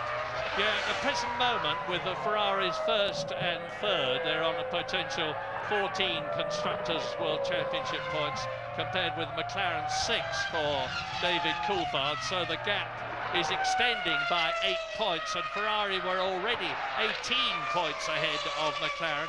Ferrari, who won the Constructors' Championship in 1999, but lost the Drivers' Championship, and then they won it again last year, of course, so they're looking for a hat-trick to prove that they really are back at the top of Formula One, as historically they have been in the past, but they've had major gaps. Now, there is the Sauber diving out to take Jean Alesi, pursued by Montoya and Panis, there is Montoya. He is in 6th position, and you're looking now at the battle for 5th and 6th, Panis and Montoya. Yeah, strange. We saw Panis really fall away from the pace, didn't we? And Michael Schumacher passed him easily in a straight line. Whatever his glitch was, it's fine now. So Raikkonen 4th, 2.2 seconds ahead. Then you can see Raikkonen at the front. That is a lapped Prost, and Panis coming under pressure. Montoya not close enough up there into turn 3, and they are just 0.4 of a second apart last time past the pits, and it's even less now. So a good scrap then. But look at Raikkonen up there in 4th place, and he clearly is not on a light fuel load. They're 37th. This is the 37th lap of the race. And the Jaguar team mechanics coming out into the pit lane. I would guess it's for Eddie Irvine, who is in 8th position. There's quite a gap between him and Jos Verstappen. He's got Jacques Villeneuve right behind him, and Montoya is continuing to press. Now look at the gap between Raikkonen. There is Alesi about to be lapped. And Panis running wide in the last turn. Montoya then just easily breezing up the inside, and Panis will not get back as they head up into 1. So Montoya takes over 6th place. And Michael Schumacher is continuing to fly. He's now less than a second behind David Coulthard. Replay, Alesi in the blue car. Montoya dives inside. Panis's BAR gains the place. He's up into 5th position with Raikkonen, Schumacher, Coulthard and Barrichello ahead of him. We're looking at Rubens Barrichello, the man who won the German Grand Prix last year for Ferrari. His sole win for the Maranello team. Eddie, and the Jaguar exits the pit lane. Della Rosa it was then that Jaguar were waiting for, so from 13th place Della Rosa came in for a pit stop. He's been lapped already. Everybody up to Jacques Villeneuve in 9th place has been lapped at this stage of the race, and it's really a head-to-head between Coulthard. It's 11.6 for Barrichello and 11.3 for Coulthard, and 11.288, just 0.8 of a second behind then for Michael Schumacher. Not much to choose. So who is behind Schumacher that you're looking at now? Well, Raikkonen is 4th, Montoya is 5th, Panis is in 6th. Those are the points position. Jos Verstappen, who was going so well in 2nd place, is still close to the points. He's 7th position in the arrows, having made 1 pit stop, the highest runner to have stopped. Eddie Irvine is still out there, 8th position. Jacques Villeneuve just behind him is 9th. Jean Alesi, who you've just seen lapped by the 3 leaders, is 10th. And Jenson Button in the Benetton, by virtue of staying out, although he's been lapped, is higher than he's used to this year. He's in 11th position. And here in Austria last year, Jenson Button finished a fine 5th in his first Grand Prix year for the Williams team. Now, Button then in 11th place. Bertie in the Prost is 12th. Both the Prost are still running. Fernando Alonso in the European Minardi is in 13th place, ahead of a lapped Nick Heidfeld and Pedro de la Rosa, who has just been in the Jaguar. As the Ferrari, the McLaren and the second Ferrari complete their 39th lap. We're now into the last third of the race. So Coulthard then once again a fraction slower than Michael Schumacher. The gap remains at 8/10, and they're both homing in on Barrichello. Barrichello now just 2 seconds in the lead as he negotiates the small uphill apex of turn 2, and a Minardi cruising, and that clearly must be Alonso, because Marquez out of the race earlier on. Well, fine drive by Alonso, the very lowly funded Minardi team compared with the top constructors of Ferrari, Williams, Jordan, McLaren, Benetton, of course. And now look at this battle, here it is. On your right, in the black and silver car, David Coulthard, second in the World Championship. And the man who leads him in the World Championship is now big in his mirrors. It is Michael Schumacher. Not much in it, but Michael Schumacher is on the quickest lap of the race at the present moment. He's gone through both the first and second sectors faster than anybody else has been this afternoon. The temperature, by the way, is creeping up. It started at 28 degrees, the track temperature. It's now 33, but still Michael Schumacher goes across the line as we ride with Heidfeld. Now Heidfeld in the Sauber. Let's Martin, talk us through from the driver's point of view. He's heading down into turn 3, and there's locking brakes there because it's a downhill slope and you have to start turning in. You unload the right front as you turn in. So easy to snatch a brake, and it's a question of balancing the car through here and looking for that curb on the outside, getting on the power as soon as you're confident and before you can see the curb. And a long left-hander. This is turn 7, which is an absolute nothing for a Formula 1 car, and we head to a very exciting Minardi pit stop. And a very exciting one. Pablo Montoya is closing on Kimi Raikkonen. He's about to make the fastest lap of the race, the Colombian in the Williams BMW with its Michelin tyres. Out goes Jenson Button in the Benetton, and Montoya is just about 1.5 seconds now behind Kimi Raikkonen, as there is Barrichello. Now look how close it is. Barrichello, then Coulthard, then Michael Schumacher, then we're going to see Raikkonen, but there's about a 12-second gap between Schumacher, Michael and Raikkonen from Finland. But Montoya is closing fast on the Sauber. Right, Coulthard took 9/10 out of Barrichello on that lap, and in his fastest lap of the race, he's responded to the Scarlet Ferrari filling his mirrors, and now look, it's much more even Stevens. 1.1 behind Barrichello, 0.8 ahead of Michael, and clearly Coulthard's got his work cut out this afternoon. He's going to feel pretty bruised, I think, time he's had to fight both these Ferraris off. James, what can you tell us? It's the crucial phase of the race here, Martin. We're building up towards the pit stops now. Just up to 2 seconds between the top 3. That's enough for a mistake to decide the outcome in the pit stops. It takes 26 seconds to come in here, put the fuel in the car and get back out again. And as I say, we're into the area now where a mistake could decide it, a stroke of genius, or just simply good pit work. Well, you've just seen Fisichella talking to Alan Permain, and that's Montoya slowing. Montoya slowed right down, having closed up on Kimi Raikkonen. You can see the cars passing him. It looks as though we are about to see the second Williams BMW retirement. Yes, the crestfallen people in the garage are taking the gloves off. They know that it's now time to pack up their equipment. The second retirement. But Williams and BMW and Michelin have again shown that they are very much a force to be reckoned with in Grand Prix racing. They're still developing the car, they're still developing the tyres. They've done a fabulous job, but the Austrian Grand Prix is over for them, and that means to say that Panis will now be in 5th position, and Jos Verstappen, the gallant Jos Verstappen, who made that early pit stop in the Arrows, having been in 2nd position, is back in the points. Martin reminded me about that brilliant drive of Damon Hills in Hungary in 1997, when, against all the odds in the Arrows, he took and passed Michael Schumacher to lead the race. A brilliantly exciting and inspiring moment. Well, Jos Verstappen is doing a sterling job at the present moment too. Oh, steady on.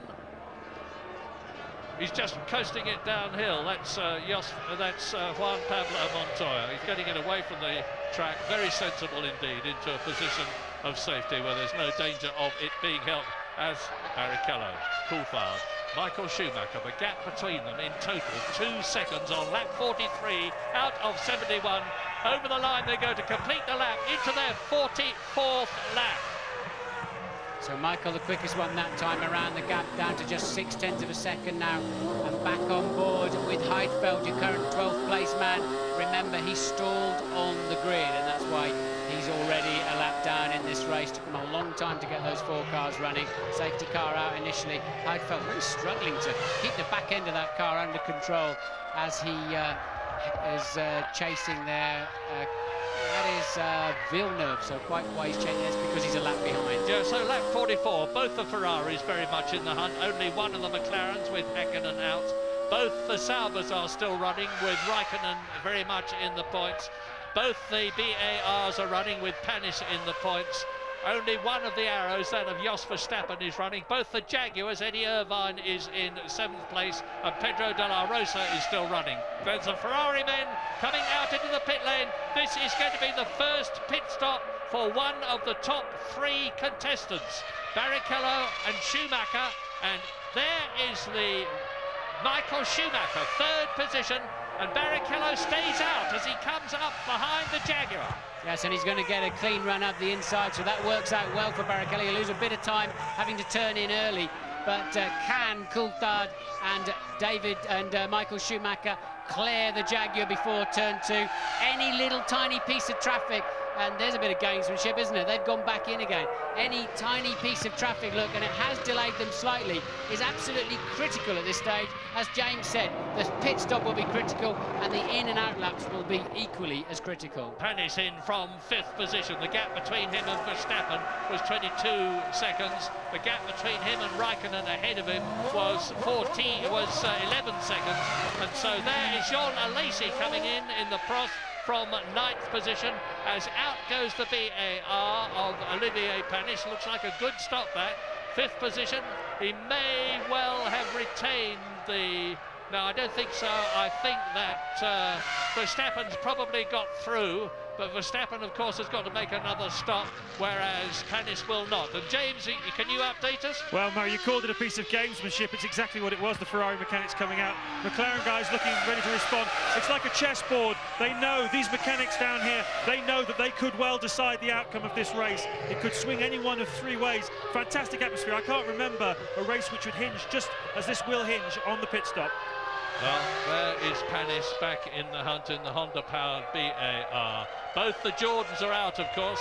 There's 4 Honda-powered cars, the 2 BARs and the 2 Jordans. A tremendous battle between them all the way through the season, because they both want Honda patronage next year. And Jordan, I would have said, had got the best chance, but BAR are doing best here, and Ferrari are out again. And then we didn't see the last lap, but Barrichello lost a half a second to both Coulthard and Schumacher. There you can see they're much closer, and I don't think they're sandbagging this time. I believe one of the Ferraris will definitely be in the pits this time around. Which one will it be? Verstappen is in the pits for his 2nd stop too. Will it be Barrichello? Will it be Michael Schumacher? There's 9/10 between the 3 of them. How far can Coulthard go on his fuel? And and it's Schumacher. Schumacher in the pits. From 3rd position. Now it is up to Rubens Barrichello and David Coulthard to really get the hammer down now to try to improve their advantage as Michael Schumacher stops. If I was Ferrari, I'd be asking, James, can you tell us anything? Well, looking about 9.3 seconds would be an ideal stop, pretty quick. That was a really nice stop. He's in the game. He's really in the game here, guys. Yeah, remember they're 2/3 the way through the race, so they shouldn't be too long for fuel, James. But if I was Ferrari now, I'd be asking Barrichello to ease up on this next lap and try to hold Coulthard up if they want to bring championship leader Michael Schumacher into play. Yeah, it's a tough one for Paul Rubens, of course. He's supposed to have equal rating with Michael Schumacher, and you can see the Sauber there of Kimi Raikkonen, who was in 4th place. They got a left rear wheel problem. It's cost him, I would think, at least 10 seconds, that, and it will have prejudiced his chance to stay ahead of Olivier Panis. as he exits the pit lane. Yeah, he was about 10 seconds ahead of Panis. We'll see where that shakes out, but Coulthard really needs to get on it. Coulthard's lost a half a second in the middle part of this lap, crucially, and I think I saw a bit of traffic in the background, so not a great lap then for Coulthard, just when he needs one. And the second Ferrari's in the pits, Murray. Barrichello straight in at the end of the next lap, and good moves there by Ferrari. And David Coulthard, who won the Brazilian Grand Prix and has been in the points in every other race this year, leads in Austria. But as I've said in the past, it's a false dawn, because Rubens Barrichello has made his stop. Michael Schumacher has made his stop. We're on lap 48 out of 71, and David Coulthard has yet to come in. He's got to really, really hit it in this lap. Well, it's all down to the drivers then for the Ferrari team. No more pit stops. They can, of course, play the team tactics over the radio, but can McLaren now pull out some kind of supersonic pit stop? How far can David Coulthard go on his fuel load? There's Michael locking up a right front, I would imagine, into turn 3 on his out lap, running a little bit wide. Look, yes, on the grass. Bad. If that's the out lap, it's a replay. We don't know exactly when it was, but not what Michael needed. And is David Coulthard coming in? No, he is not. David Coulthard, and in comes Jacques Villeneuve from 7th position in the VAR as Alesi goes through. Here is race leader David Coulthard, and he's just done the fastest lap of the race. He's really pushing it. 1 minute 10.8 under 1 minute 11.7. 1 minute 11 seconds, and that is an absolutely terrific race. Super fit David Coulthard. He's really got his dander up, and after that bad race that he had in Spain last year, when he fought his way through after a bad start up into 5th position to get 2 points. Louise Goodman. I stood here with Juan Pablo Montoya. Juan Pablo, a race full of highs but ultimately lows for you. What went wrong in the end? We lost hydraulic pressure and we lost the gears and throttle and everything. I got an alarm 2 corners before, and I knew that was going to be. Tell me about that incident with Michael Schumacher. Oh, you know, he braked quite late. I braked late as well when I saw he was going to go for the outside. When I went to press the pedal a bit harder, the pedal was a bit long. It's been long all weekend, and just like the rear tires, and ran wide. Thanks for talking to us. Well, Rubens Barrichello is still ahead of Michael Schumacher. David Coulthard is still ahead of both of them, but has yet to come in as Eddie Irvine in the points does so in the Jaguar. Are Jaguar going to get their first World Championship point this year? Let's hope so, but Coulthard a 1:10.9 that time around. Not quite as quick as the lap before, but still significantly quicker than Schumacher or Barrichello. And this could just play beautifully into Coulthard's hands. Michael, we think, made a mistake on his out lap. That's why he's ended up the second of the Ferrari. Some 3.4 seconds down he is at the moment. So that gives Coulthard a bit of breathing space. But yes, look, here they come. Can they launch Coulthard back onto the track ahead of Barrichello? Schumacher slightly out of play at this time. Traffic in the way. Crucial lap. What drama as the McLaren mechanics with the tyres in the heaters when they brought them out. They've got those heaters off now, and Jean Alesi is in front of David Coulthard. He must move over and let the McLaren through, or David Coulthard is being balked and loses time, and he gets past as he comes down to turn 8 in this 9-corner circuit and into the pit lane inside the white line.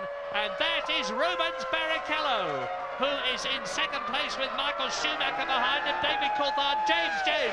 It's going to be very marginal, we all know that. He had a 25.2 seconds lead, but of course his stationary time will be less. He's taking less fuel on board than the 2 Ferraris did. Did he do enough on his in lap? He's revving the engine, gunning the engine, 8.0. He might well do it. Well, he's down the pit lane now. He's at the speed limit at the moment now. Look for the Ferraris on the right, and it looks as though David Coulthard is going to do it. He's coming up to the uphill section, and I cannot see the Ferrari yet. Yes, look. David Coulthard still leads. Barrichello is second. Schumacher is still third. Now, David Coulthard has got to get the remaining heat into those tyres, but it looks to me as though he is safe. He's now lap 51 out of 71. 20 laps to go. If David Coulthard wins this race, it is going to be an absolutely magnificent drive. From 7th on the grid after that bad qualifying session yesterday. But now all the top 3 men have completed their single stop. He'll be 3 or 4 corners, getting his tyres up to full operating temperature, understanding exactly the car that's underneath him, and then I think Coulthard has the faster car this afternoon. They're all on exactly the same fuel load. Of course, they're all fueled to go just to the end of this motor race. Coulthard has track position.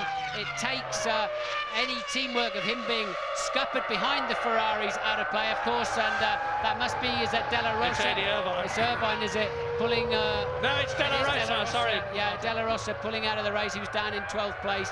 And, of course, now Ferrari can still ease Michael up into 2nd place. But Coulthard and McLaren are now controlling the race. Well, now, what are going to be the Ferrari orders as off goes Villeneuve? Pit lane speeding penalty, 10 seconds. It's going to cost him while he's stationary, plus the time that it takes him to get into the pit lane, slow down to that mandatory 50 miles an hour and then accelerate out again. He was in 8th position. He's going to lose the place. No, he may not, because John Alesi was 53 seconds behind him. Good news for Kimi Raikkonen in 4th place. That long pit stop when they couldn't get the left rear on still enabled him to stay in 4th place. So Coulthard leads by 1.3 last time around. And Michael Schumacher from Barrichello. Michael Schumacher 3.1 seconds further behind Raikkonen, 25 seconds behind in 4th. Panis 5th, Verstappen in the final points scoring position. We'll be back very shortly. Barrichello kan natuurlijk gewoon frank en vrij gaan aanvallen zometeen. Hij is niet de man die wereldkampioen moet worden bij Ferrari, dat is Michael Schumacher. En wie weet kan hij in één moeite door, dus wellicht als het misgaat, Coulthard meesleuren in zijn val. Oei, Coulthard er eventjes naast de baan. Barrichello zal het zeker gaan proberen. Daar komt Villeneuve, stop en go. Misschien te hard gereden in de pits. Wie zal het zeggen?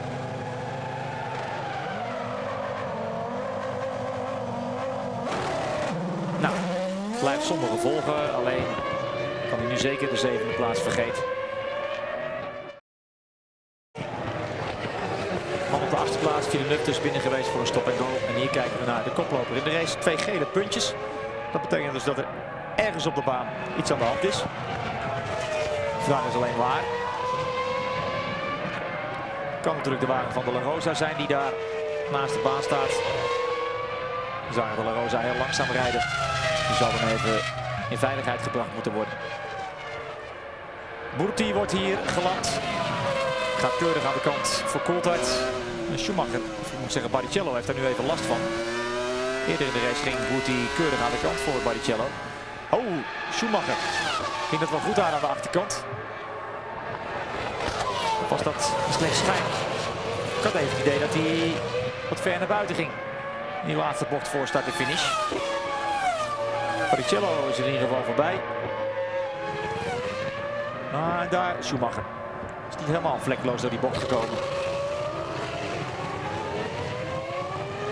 Wat is wijsheid? Moet Barrichello gewoon maar Schumacher voor laten gaan?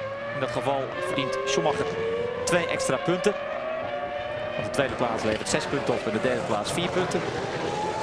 Of moet Barrichello gaan proberen Coulthard aan te vallen? Het is nog vroeg in het seizoen, dus waarom niet?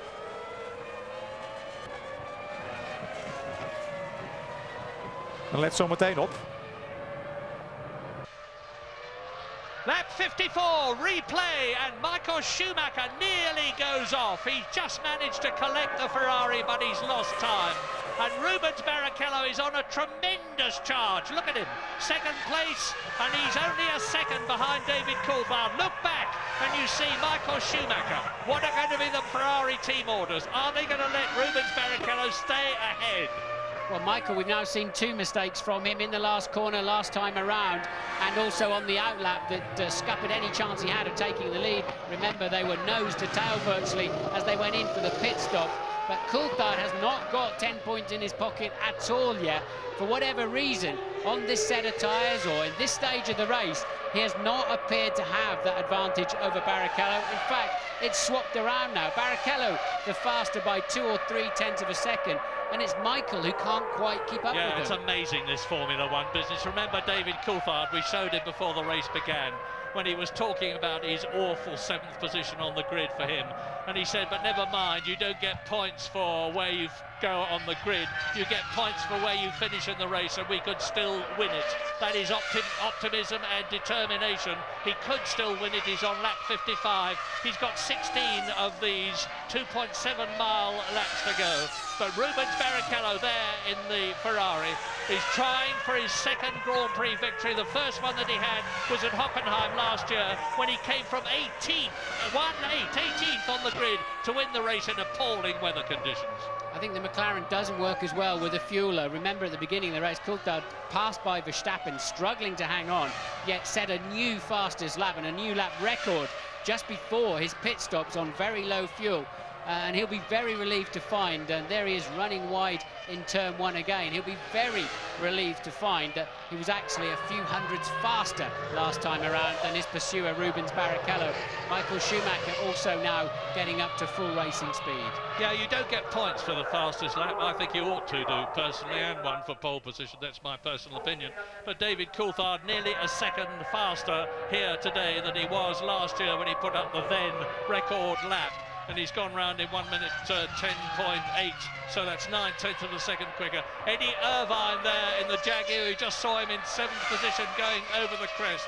He's going to be caught and passed and lapped for the first time by David Coulthard shortly. And look at Barrichello. Now, the gap as they go across the line is still 9/10 of a second. Now, is Eddie Irvine going to move over and let the flying 2 first through?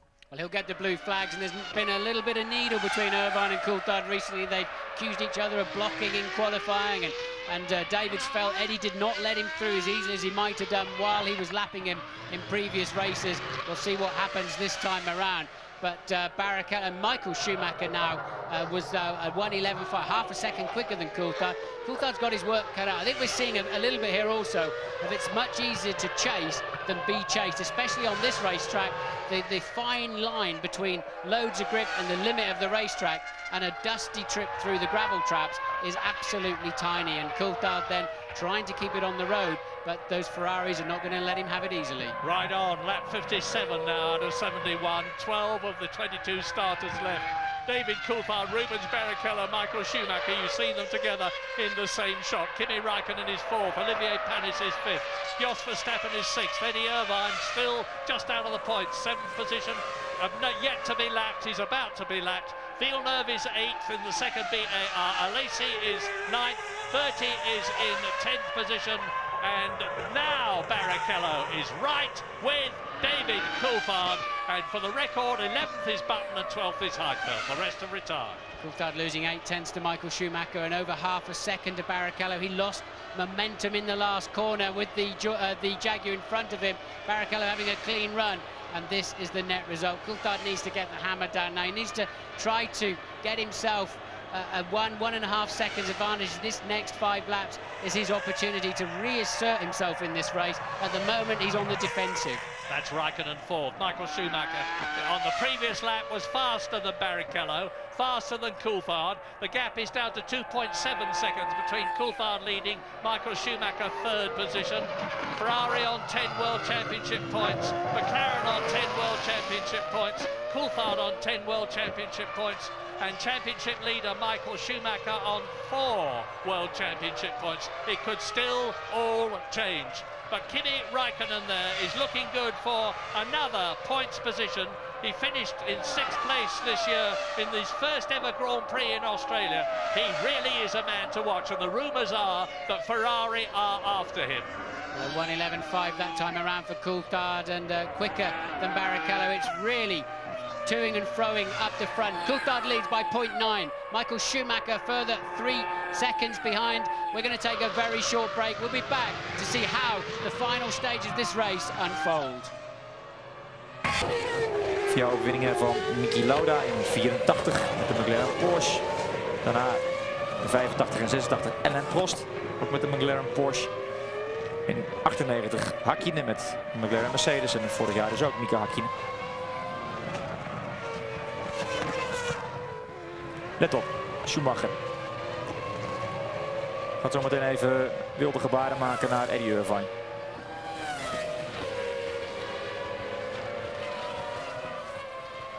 Ja, als je niet beter weet, denk je dat hij de lens aan het poetsen is. Maar dat was dus niet het geval. Boze Michael Schumacher. En daar Coulthard met weer wat blauwe vlaggen. Onder andere voor Jos Verstappen. En voor een van de wagens van het team van Prost. Dat zou dan Jean Alesi moeten zijn.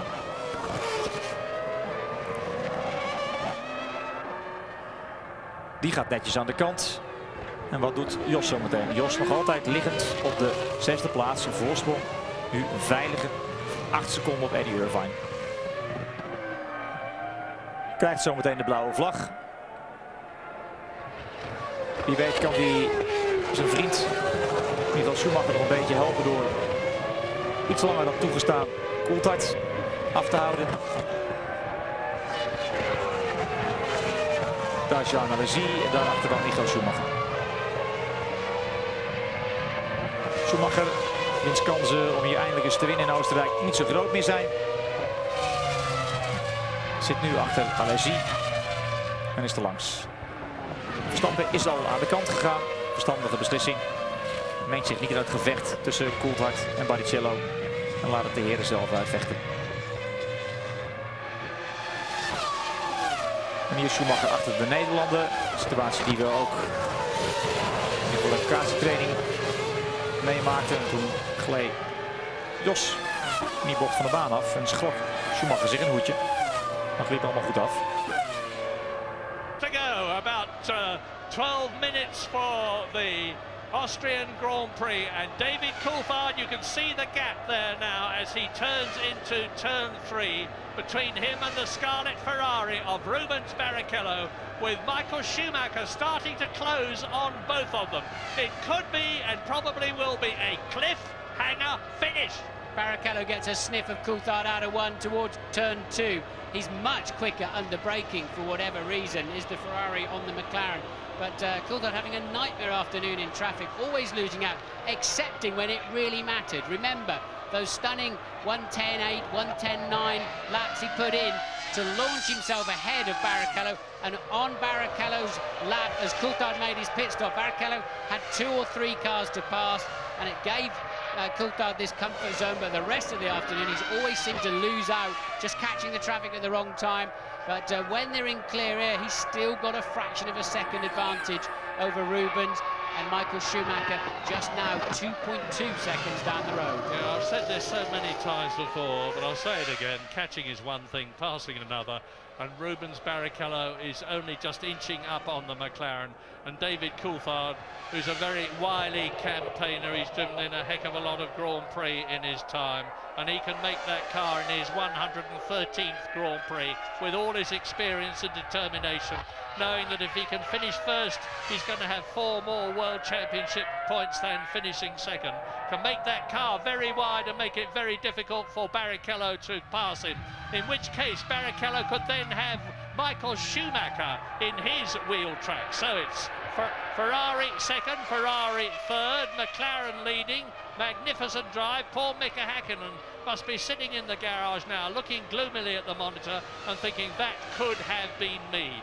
But he has had his day. World champion in 1998, world champion in 1999, and David Coulthard has deferred to him not only in the championship but in the races many times in the past. He richly deserves to do well, and my goodness, isn't he doing well? 7th on the grid, first in the race. That's what I mean about turn 2. Look how late Barrichello is on the brakes.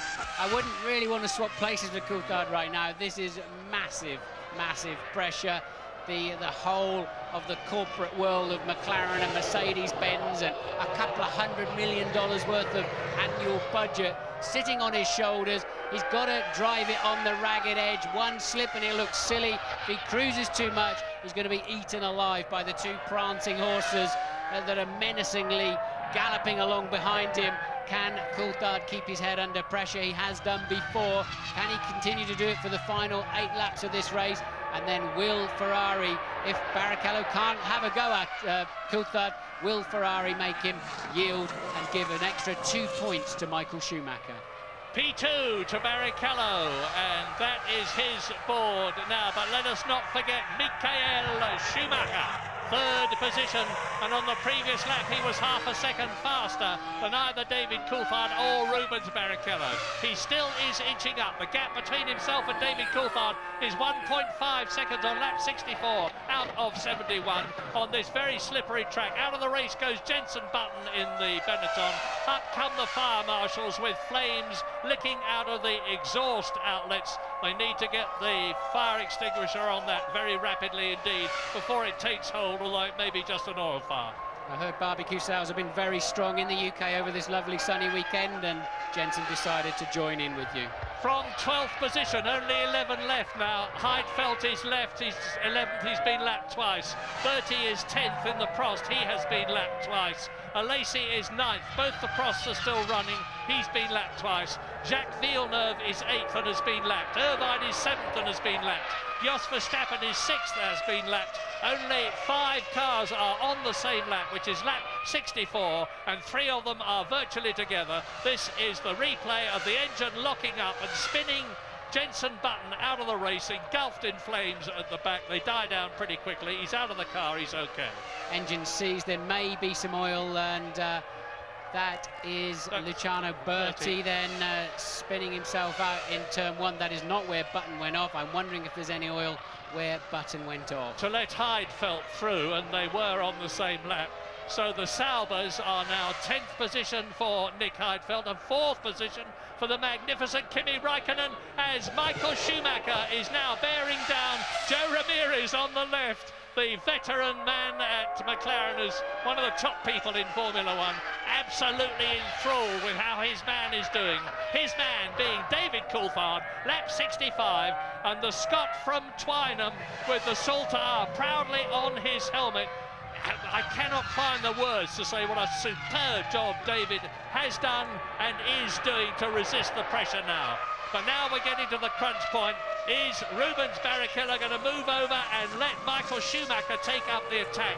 Because Schumacher is lapping faster than Rubens Barrichello, only a 1/10 of a second or so, but every 10th counts. Turn 1, Coulthard, turn 1, Barrichello, turn 1.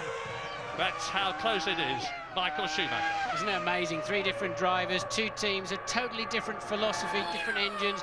The whole ethos of Formula One is you must create your own car, and that's why they're so different despite very tight regulations. And yet still 66 laps into the race, we've got 2.8 seconds between the 3 cars. They are so close, so evenly matched. Yeah, and how McLaren have closed up on Ferrari. James Allen. Ferrari technical director Ross Brawn sitting on the pit wall. He has a button for each radio either side of his belt. He pushes the button, he speaks to both drivers, he's been talking to both of them constantly, but Barrichello must be dreading the push on his button, which is going to tell him to move over out of the way. They've done it before here. They did it with Irvine 2 years ago, as I recall, just to get an extra couple of points for Michael Schumacher. There can be no doubt they're going to do it today. Not half as much as Button and his button, because he was out of that car like a jackrabbit when he saw that the back of it had caught fire. Rightly so. Luciano Berti is being caught to be lapped by Raikkonen. Raikkonen in 4th place, another sterling performance. Luciano Berti down in 11th position, and the Finn goes through. The Brazilian driver moves over, and Rubens Barrichello just puts his left rear off the track onto the grass, raises a puff of dust. He may have lost just 100th or a 10th of a second. That will help Michael Schumacher. There he is, turn 2, 40 miles an hour. Down goes his foot. On comes the traction control, limiting the revs that get through to the rear wheel as much as is necessary. And look how close it is now between 2nd and 3rd. 2 Ferraris together. I say again, 10 World Championship points for the Ferrari team. 10 World Championship points for the McLaren team if they stay where they are. This is lap 67, 68, 69, 70 and 71 to go. Very little time left. I think David Coulthard can do it. Just a couple of tenths on this lap. Obviously had a bit of a difficult corner somewhere in the middle sector of what is a very short lap, of course.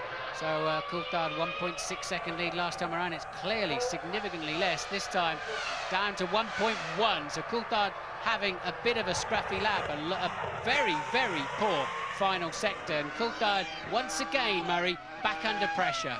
Yeah, back under pressure, but he is the man to resist it. He knows that that clear track ahead of him means that he can choose his line. He's not got any problems in closing up on people at the present moment. If he can keep it cool, stay on the racing line. The speed differential between the McLaren and the Ferrari is not enough. Maybe we're going to see why it was a scruffy lap, although I think this is up into turn 1. And it was in the middle sector he lost it, but I think it's just one of those slow-mo replay jobbies they like to give us to just check we're on our toes, Murray. But Coulthard again then slower in the first sector of this lap. We'll be getting the second sector up on our computers anytime soon. Doesn't look too bad for him, does it? No, but both Rubens Barrichello and Michael Schumacher have gone faster in that sector by 0.2 of a second than David did. You can see now, you can see the amount of tarmac between the McLaren there and the 2 Ferraris behind him is diminishing. But that's another lap that David has completed, another lap that he has not got to do. He's on lap 69 now. He's only got this one and the 2 others after it to complete the lap. Now, have we got a new fastest lap again? No, it's still David Coulthard, 1 minute 10.8. 1.8 seconds only separates the top 3. Raikkonen is 38 seconds behind the leaders 4th. Panis is 47 seconds behind the leaders 5th in the BAR. Jos Verstappen has got Eddie Irvine catching him. There's only 5.2 seconds in it, and Eddie Irvine is doing it at the rate of half a second a lap. It's not enough. It looks as though Arrows are going to get that World Championship point for 6th place, and that Jaguar are not. They both deserve it. Only one of them can get it. Wow, lap 69. So, out of the Niki Lauda curve into the Gerhard Berger curve. Coulthard responds, the fastest man of anybody on any of the previous 68 laps through the middle sector of the lap. Coulthard knows he had a couple of untidy ones, put himself back under pressure, and he's responded and said, OK, catch me if you can. Well, 28 World Championship points for David Coulthard. Will become 38 if he wins this race. 36 points for Schumacher will become 40. Talk about head-to-head. Look at this, 111.00, 111.099 for Barrichello and 111.030 for Michael Schumacher. There was a total of 0.06 of a second between all 3 of their last laps. So really, Coulthard just cannot break away from this pressure. No, he can't break away, but he's on lap 70 now. If he can just hang on, he's only got 2.7 miles to go at the end of this lap to give him an absolutely brilliant victory. It would be the 11th of his career and certainly one of the most richly deserved. Well, Ferrari don't look too confident as out of the Niki Lauda curve into the Gerhard Berger curve up to turn 7 in this 9-turn course goes David Coulthard over the crest. And just look, Michael Schumacher is with Barrichello. Unless one of them goes off, I cannot see there being a change on this last lap. I've said that sort of thing before, only for it to change dramatically. They are now on their 71st and last laps. Turn 1, 8 turns to go. Climb, climb, climb. 7th gear, 185 miles an hour. Brake hard, down to 2nd gear, 40 miles an hour. Coming up to turn 2, this is it. 7 corners to go for David Coulthard. Will Rubens Barrichello be told, and will he do as he's told? More importantly, and is that a cruising Barrichello? No, it isn't. He's just taking a slightly different line. Surely before the end of the lap, he will have to let Michael Schumacher go past. I believe he will get that call, as does, I know, James down in the pit lane, but Coulthard then appears to have the fresh air between himself and the 2 Ferraris that he needs. Barrichello's going to make Michael wait until the absolute last moment if he's going to do it at all. And there are just 2 corners left in the Austrian Grand Prix of 2001 for David Coulthard now as he sweeps out of the right-hander down to the last corner of the circuit and the race, and David Coulthard wins and Michael Schumacher is 2nd. Wow, there is team orders. Michael Schumacher gets 6 World Championship points. David Coulthard gets 10. And a bitterly, bitterly unhappy Rubens Barrichello defers at the last moment. He will not be at all happy about that. But remember when David deferred to Mika Häkkinen as they approached the line in the Australian Grand Prix. Well, that's motor racing. One of Coulthard's great wins from 7th place on the grid. I don't know what the opposite of brain fade is, but surely Coulthard was the master this afternoon, and really a stunning drive from him. Did what he had to do when he had to do it, kept his head under supreme pressure. Barrichello will be on the podium with a face like a wet Monday morning, and deservedly so. I think with a little bit more luck in the traffic, he could have won this race. And there is the synchronized swimming act of Ferrari as Michael crosses the line a half a car ahead of a inevitably disgruntled Rubens Barrichello, who made him work for it, look, didn't he, right to the last few metres. Absolutely. Well, there's nothing new about it. I remember when Senna in Canada moved across at the last moment rather grumpily on orders from Ron Dennis to let Gerhard Berger win the race. And this is a team sport, I keep reminding people, and the team knows that Michael Schumacher has got a better chance of winning the World Championship for drivers than Rubens Barrichello has, because Michael Schumacher had 36 points when this race began. Rubens Barrichello was 22 behind him, and James Allen is in the pits. Martin Brundle just described that little switch as synchronised swimming. It had to be done though, Ross. Well, we got a championship, and we were hoping Rubens could have a go at him, but it just wasn't quite there. And obviously the starts were our main problem. It was a good race, but not the way we wanted it. It was a very good race, and for once, McLaren, not for once, they've done it a few times, Stu, they actually did you on the strategy in a way, didn't they? The pit stops, they ran it, they got the lead, and they managed to keep it. Well, it wasn't a voluntary choice. I mean, obviously everyone's running to maximum capacity, and I think coming with McLaren, that was as far as we could go, so there was nothing much else to do. And Montoya obviously screwed Michael's race, so we wouldn't have been in that position, but it's a motor racing. Road racing, so we'll recover. Thanks very much, Ross. Well, Michael Schumacher started this race 8 points ahead of David Coulthard. He is now 4 points ahead of David Coulthard as a result of that superlative drive by the Scotsman and Rubens Barrichello deferring on team orders to Michael Schumacher. You've heard Ross Brawn say why. Barrichello is still in 3rd position and Ralf Schumacher is still 4th. Nick Heidfeld is still in 5th position and Jarno Trulli is still 6th, but really that's of academic interest. From now on, it looks as though the 2001 World Championship, as we go to Monaco in 2 weeks' time for the 7th out of 17 races, is going to be down between Michael Schumacher and David Coulthard. Driver of the day, David Coulthard, that's part A. Part B, driver of the day, Kimi Räikkönen, just 40 seconds behind the leaders in his Sauber Petronas, with of course the customer Ferrari engine in 4th place there, as I said. So Räikkönen, a stunning day, and well, they don't look such bad friends after all, do they? Coulthard and Eddie Irvine, and Villeneuve coming, another good mate of David's, and coming in, everybody wants to shake his hand. Yeah, that's the 5th World Championship points for the Sauber team this year.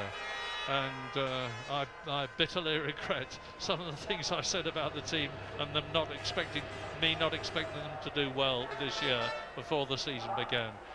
Well, Rubens Barrichello, you can look at his eyes. You know, he's not happy. He's not happy at all. Why should he be? Why should he be? He drove a terrific race. He was ahead of Michael Schumacher. Joe Ramirez taps him on the shoulder. Jean Todt has a word with him. What do you think the word was? Maybe the check should be bigger next time, Rubens. Yes, well, I don't think Rubens, like a lot of people, is interested in money, but he's interested in prestige. He got ahead of Michael Schumacher.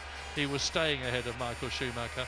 But I say again, and you heard what Ross Brawn had to say, there is a World Championship involved, and Michael Schumacher is more likely to win it than Barrichello is. It matters to Ferrari, it matters to Maranello, it matters to Fiat, of course, who are the money behind Ferrari.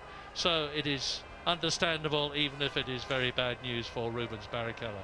But wonderful, wonderful news for David Coulthard, his 11th victory. Terrible news for Mika Häkkinen. Olivier Panis finished in 5th position and has again beaten his teammate Jacques Villeneuve, and it was a very close thing in the World Championship for them, because Panis was in 11th place and Villeneuve was in 9th position, and Panis should have actually moved ahead of him. In the Constructors' Championship, There is now 18 points between Ferrari and McLaren, as there was when this race began. Williams, of course, have scored no points. Jordan has scored no points. Sauber, in scoring, are close right up to Jordan, just 1 point ahead. Well done, David Coulthard, up onto the podium. His 11th win, a great race for a great Scottish gentleman. And the British national anthem for David Coulthard and, of course, for the McLaren team.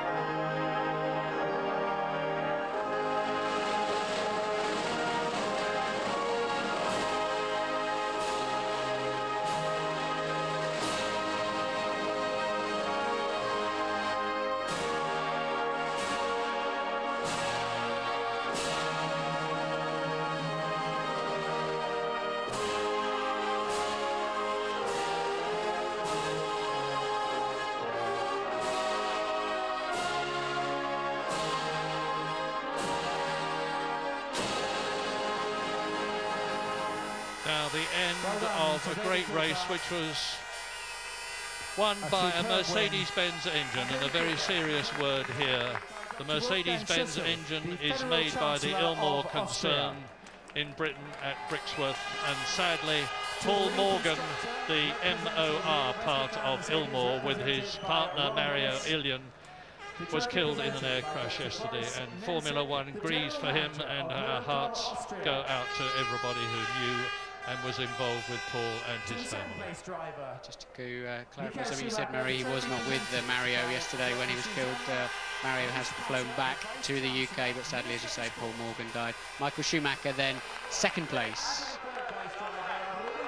And Rubens Barrichello in third position. He has the trophy to take home. Another 4 World Championship points for the Brazilian. But it was David Coulthard's day, it was McLaren's day, it was certainly not Mika Häkkinen's day. The champagne is a bit looping, frankly. But victory for David Coulthard ahead of Michael Schumacher and Rubens Barrichello at the end of a really inspiring Austrian Grand Prix. And of course, David Coulthard abstaining from that procedure in respect for Paul Morgan. So in 2 weeks' time, it is the Monaco Grand Prix.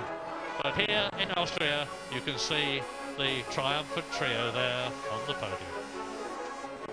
Very thanks to Martin. He was certainly due. David Coulthard, a winner in Austria at last. His brain in gear throughout a superb race. We'll hear from David in a few minutes' time, from Michael Schumacher and from Rubens Barrichello too. Absolutely delighted. Alexander Wurz is going to join us in the studio. There's our competition result, and Ross Kemp as the Jordan mechanic. 1 uur 27 minuten en een beetje had hij ervoor nodig. Tweede zege dit seizoen voor Coulthard. Coulthard die in 6 races tot nu toe punten heeft gescoord, en alle 6 dus. En Adrian Newey die eventjes een klein beetje voor spion speelt en een blik werpt op de Ferrari van Michael Schumacher. Hij is de ontwerper van de McLaren MP416 waar David Coulthard mee rijdt. Goed, we wachten dus op de persconferentie. Hier nog een keertje de uitslag voor u op kaart. Geen Michelin-rijders in de punten. Eddie Irvine was de beste op de 7e plaats. Coulthard voor Schumacher, Barrichello, Räikkönen met zijn beste prestatie tot nu toe in de Formule 1. Panis toch weer 2 puntjes. Jos Verstappen zijn eerste punt van dit seizoen. Irvine net buiten de punten. Maar toch ook een mooi resultaat voor Eddie Irvine. Zijn beste prestatie dit seizoen. Villeneuve kan niet altijd feest zijn. 2 weken geleden derde, nu 8e. De man die als enige op de tweede kaart staat in zijn eentje is Luciano Burti. Hij werd dus 11e. Hij rijdt tegenwoordig voor het team van Prost.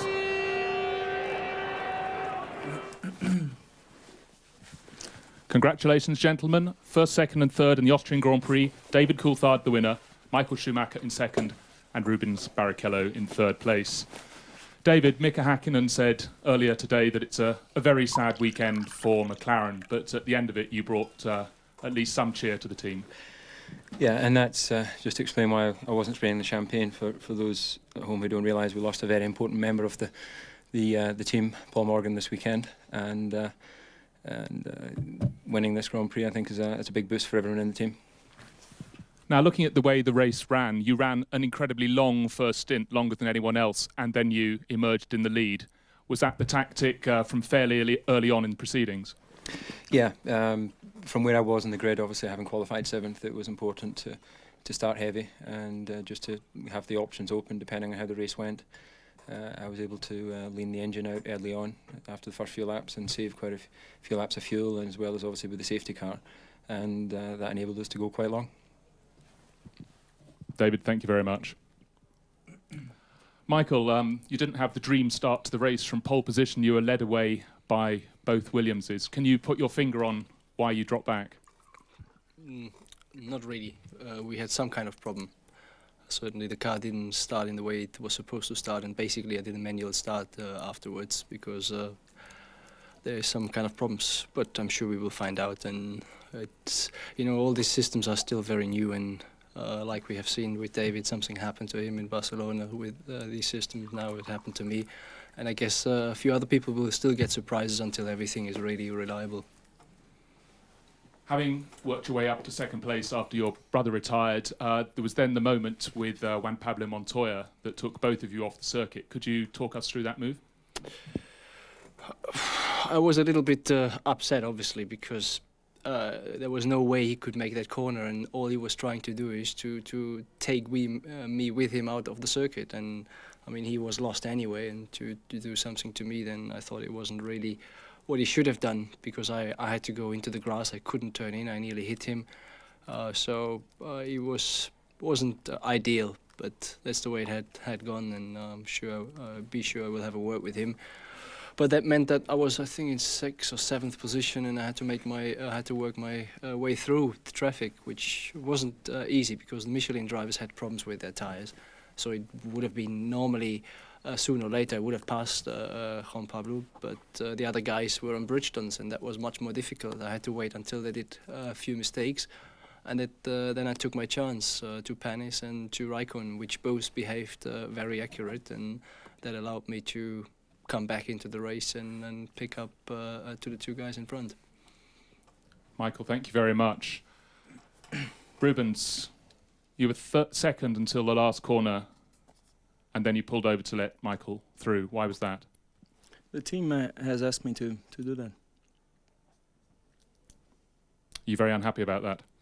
No, I'm unhappy about the situation. I was winning almost the whole Grand Prix, and then of course David went longer, and I lost the race basically like that. That's why I'm feeling unhappy. Thank you, Rubens. David, back to you.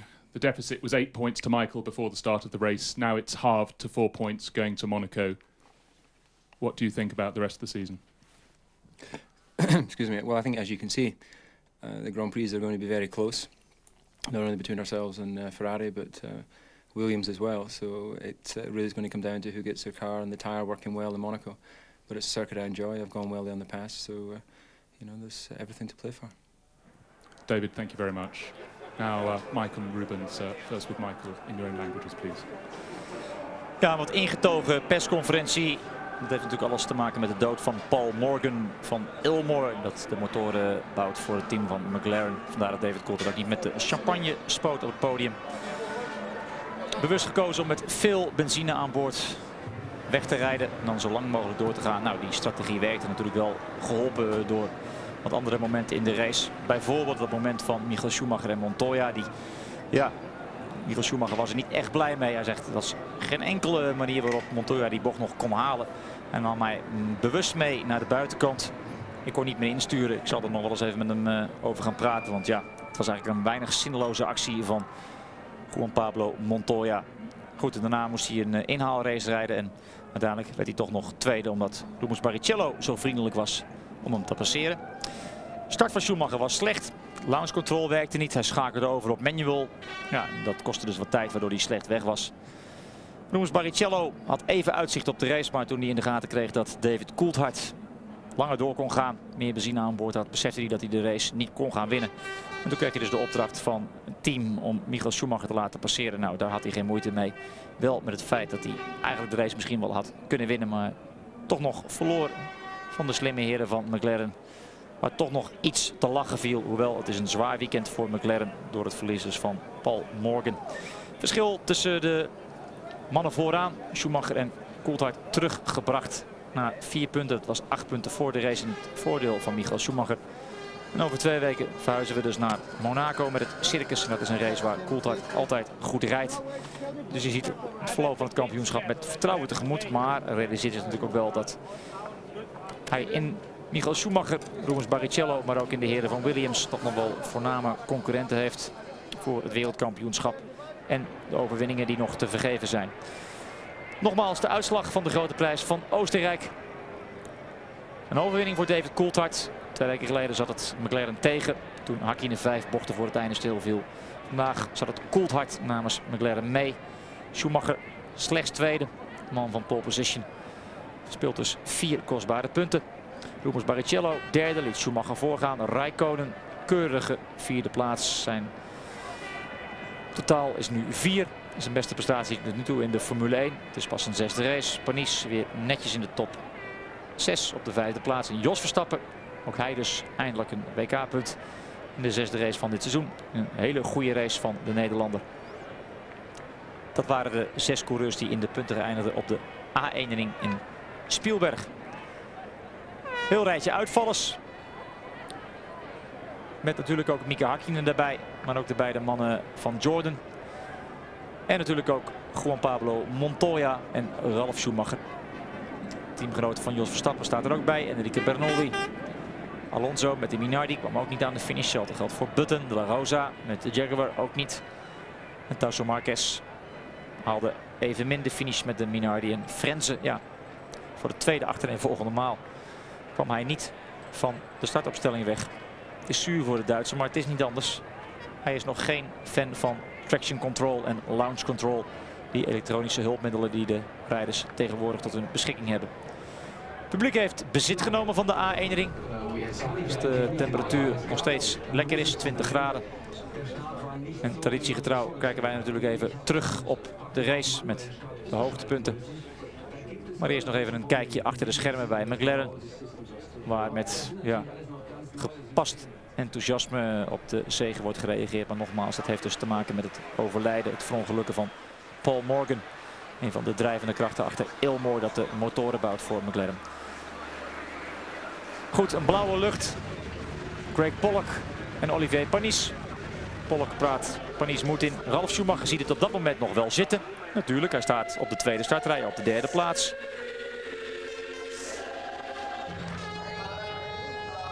Het zangkoor paraat.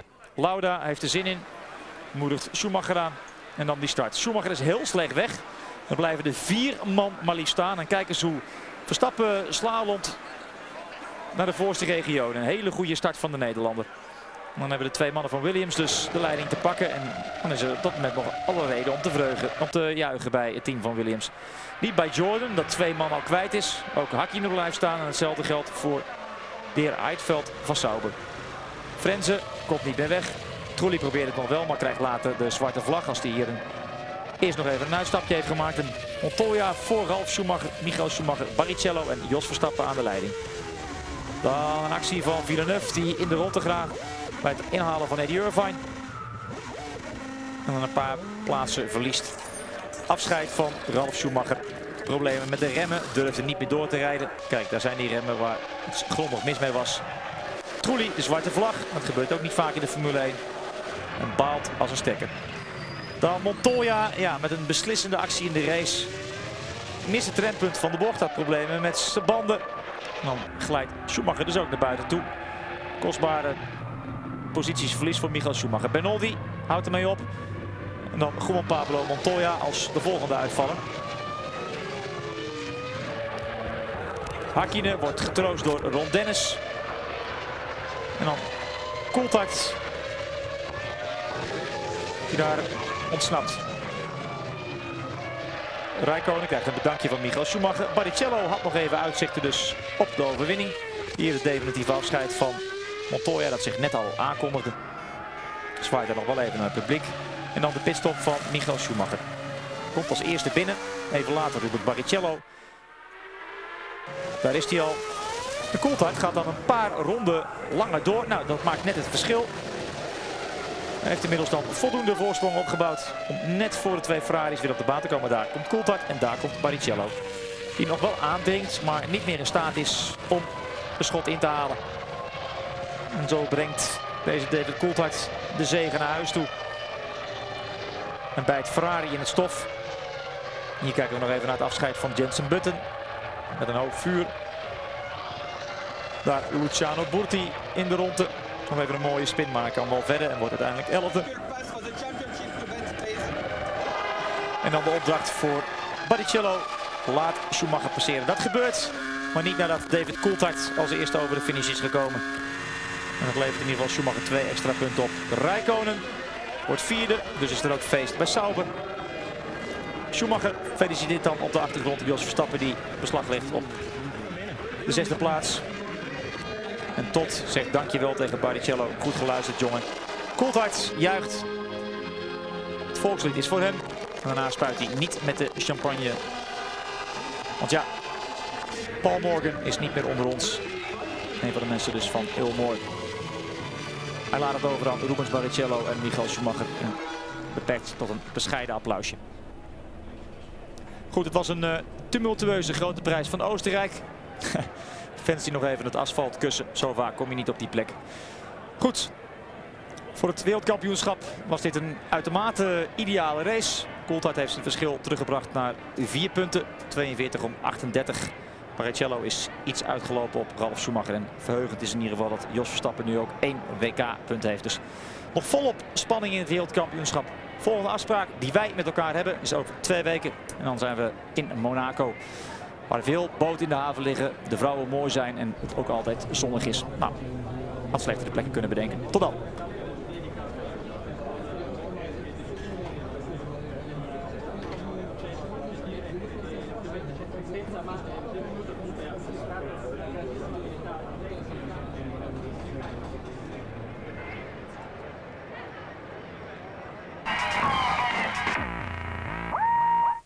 Welcome back to the A1 ring. David Coulthard has kept up his charge to become champion of the world with a brilliant victory here in Austria. Let's just confirm the top 6 for you.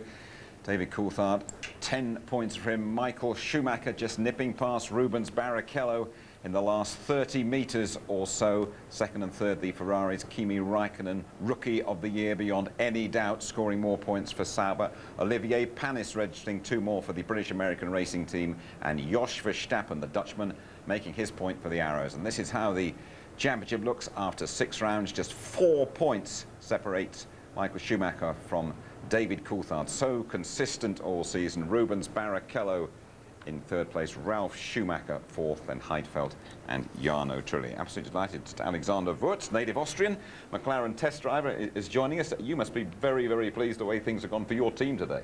Oh yes, it was a fabulous race win. I must say, even in Barcelona already we had a really good strategy, but also today it worked brilliant for David. The team did a great job, and I really want to congratulate all the team, but especially also the people back in Woking, because they are preparing the base for us, and we are scoring wins. That's great. We're going to look back at some of the key moments of this race in a few minutes' time, but let's get straight to the press conference. It's going to be really interesting to hear from the top 3 drivers. Here they go. David, Mick. I'm feeling happy. Thank you, Rubens.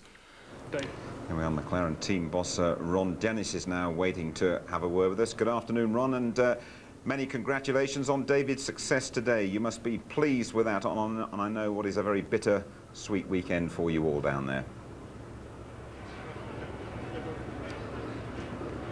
I can hear nothing. Oh, Ron, I'm sorry. Can you hear me now, Ron? Is Jim Rosenthal in the studio? Hello, 1, 2, 3. Okay, we've got 1 or 2 problems getting through to Ron Dennis. I'm sure we'll sort that out very shortly for you. I don't think we're going to have too many problems, Tony, just having a look at the start of this race. I'm sure Ron Dennis won't be too happy to see it again, because Mika Häkkinen, one of 4 drivers left stranded. I mean, you look at it from the aerial view there. massive blockade because of 5th place, truly, towards the front of the grid. Then you had Heidfeld, then you had Hakkinen behind him. Look at it from the rear view as well.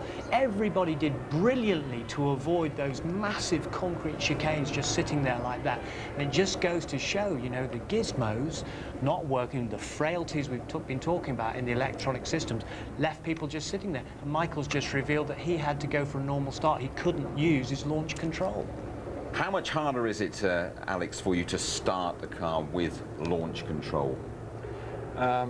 When it works, it's not hard at all because you just take the finger off. But it's a bit hard for the driver's mind because you have to rely 100% on the system. But we see, I mean, here the pictures are, ooh, everything went fine here, but it was quite close. As you see, everyone reacted quite quick, the marshals with the yellow flags. Here you see it works brilliant on Ralph's car, on the Williams. Both Williams go away. But it's not easy, and as Michael said, it needs a lot of time to work on this system. Sure, we've re-established contact with your boss, Ron Dennis, down there. Ron, welcome to the show. I know it's a very bitter-sweet weekend for you, this. Yeah, weekend of mixed emotions, really. And obviously, there's nothing that you can really say when you lose an important member of the team. But more than his membership of the team is his friendship. You know, we're a very close-knit team. People think we're grey, but in reality, we're a very human organisation that really cares a lot about all of the people that contribute. And of course, Paul Morgan was a leading member, one of the 2 people who run and function Ilmore, and he's going to be badly missed. David Coulthard has already paid tribute to him in the press conference. Of course, all our sympathies go to Paul Morgan's family and friends. But to move to the race, Ron, which I would like to talk to you about, we're talking to Alexander Wirtz here about the start and about what happened to Mika Hakkinen there. What are your views on that? Well, I think you managed to get me into trouble last time, actually. But so I'm not going to jump into saying what we think it is at the moment. We don't have absolute certainty as to the cause. But clearly it was associated with the launch control system, and we're not absolutely certain whether it was the system or the driver at the moment. But one thing we will do is we'll let everybody know as and when we know, and that requires a very careful study of the data.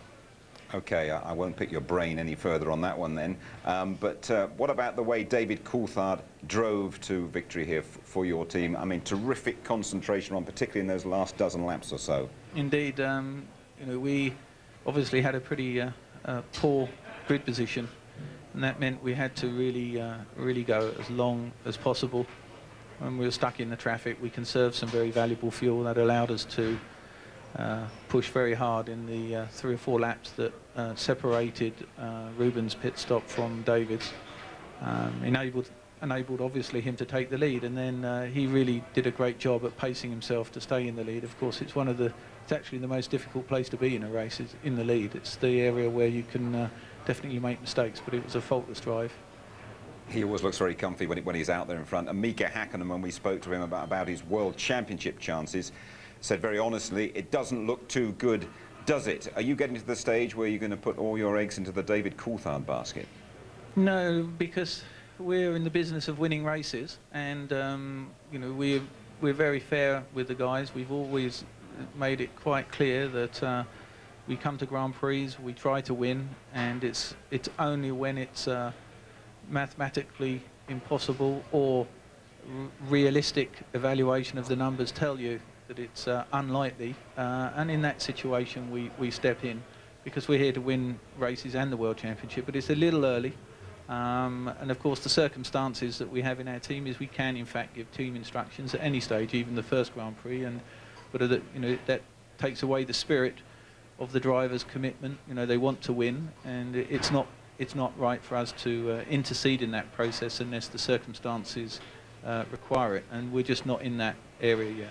But you would agree there's a realistic chance of David Coulthard becoming a British world champion this season? Oh, of course. I mean, right. He's there and he's well in position, but more importantly, it's his attitude, his frame of mind, and his determination at the moment. He's matured over the last few months, and he's a lot better for many things that have happened in his life. He's really very, very committed to winning, and as is, of course, Mika. But right now, obviously, the points are with David, and he knows that, as always, you know, we're giving the best equipment we can, and we'll just have to see the result. I've got just one final point for you, Ron. If you had been making the call coming round that last bend, would you have ordered Rubens Barrichello to pull over and let Michael Schumacher through?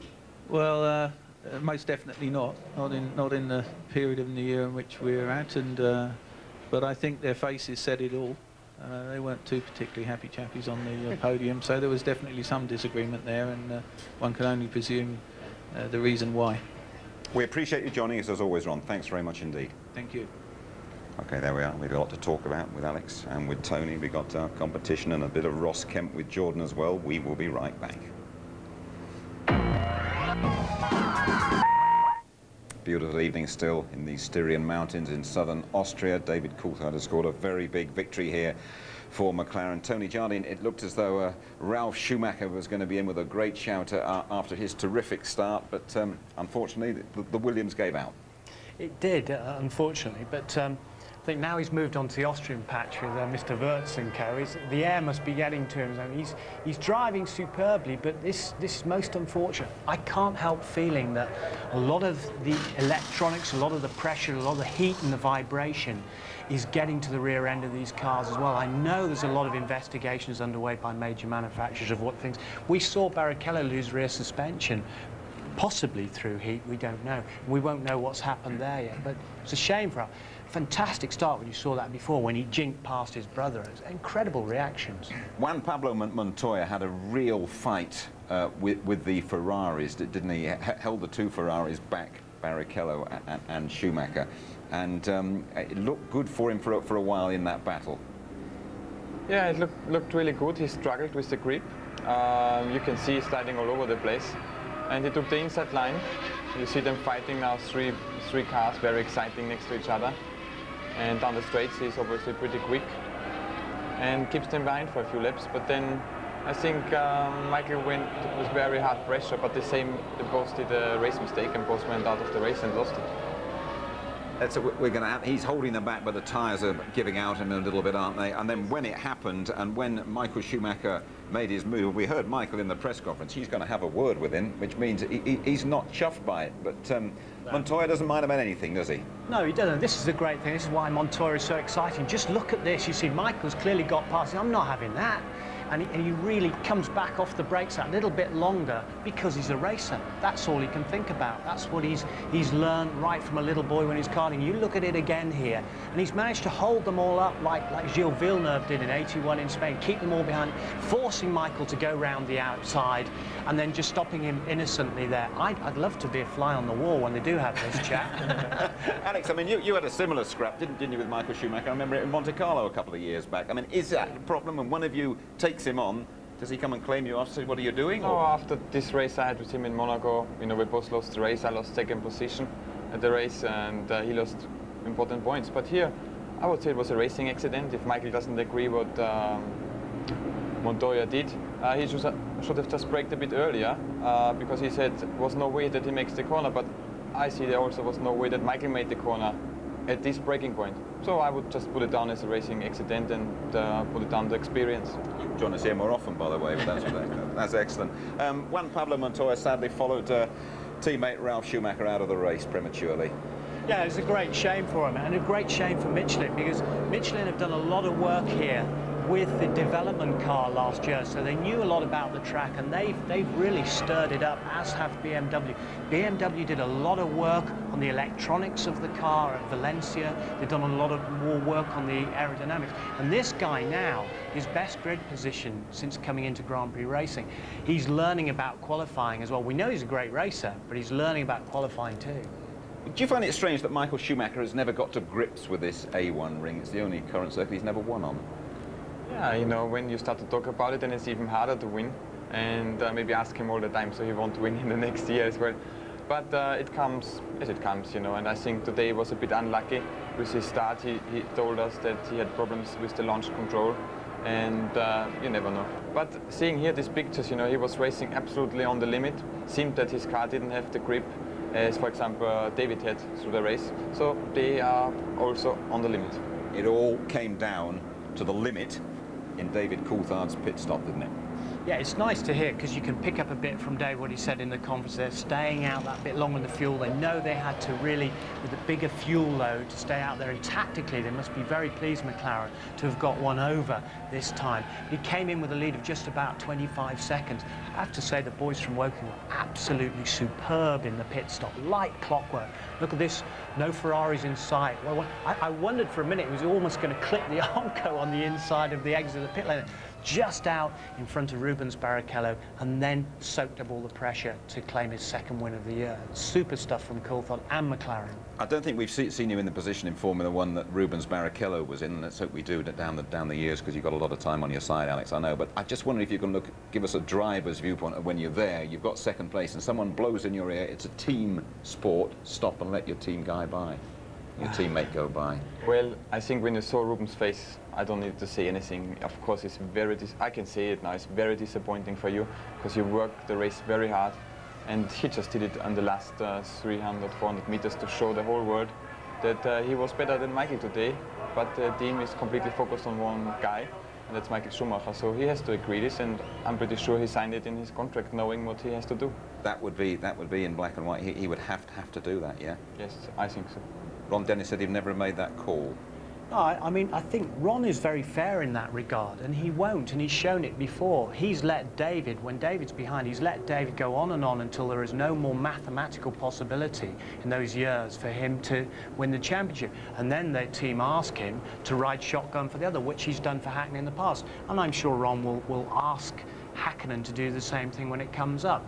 But what Alex was saying before, what we've got to understand is that that team is totally built around Michael Schumacher at every level. His every whim, his every need, his every desire.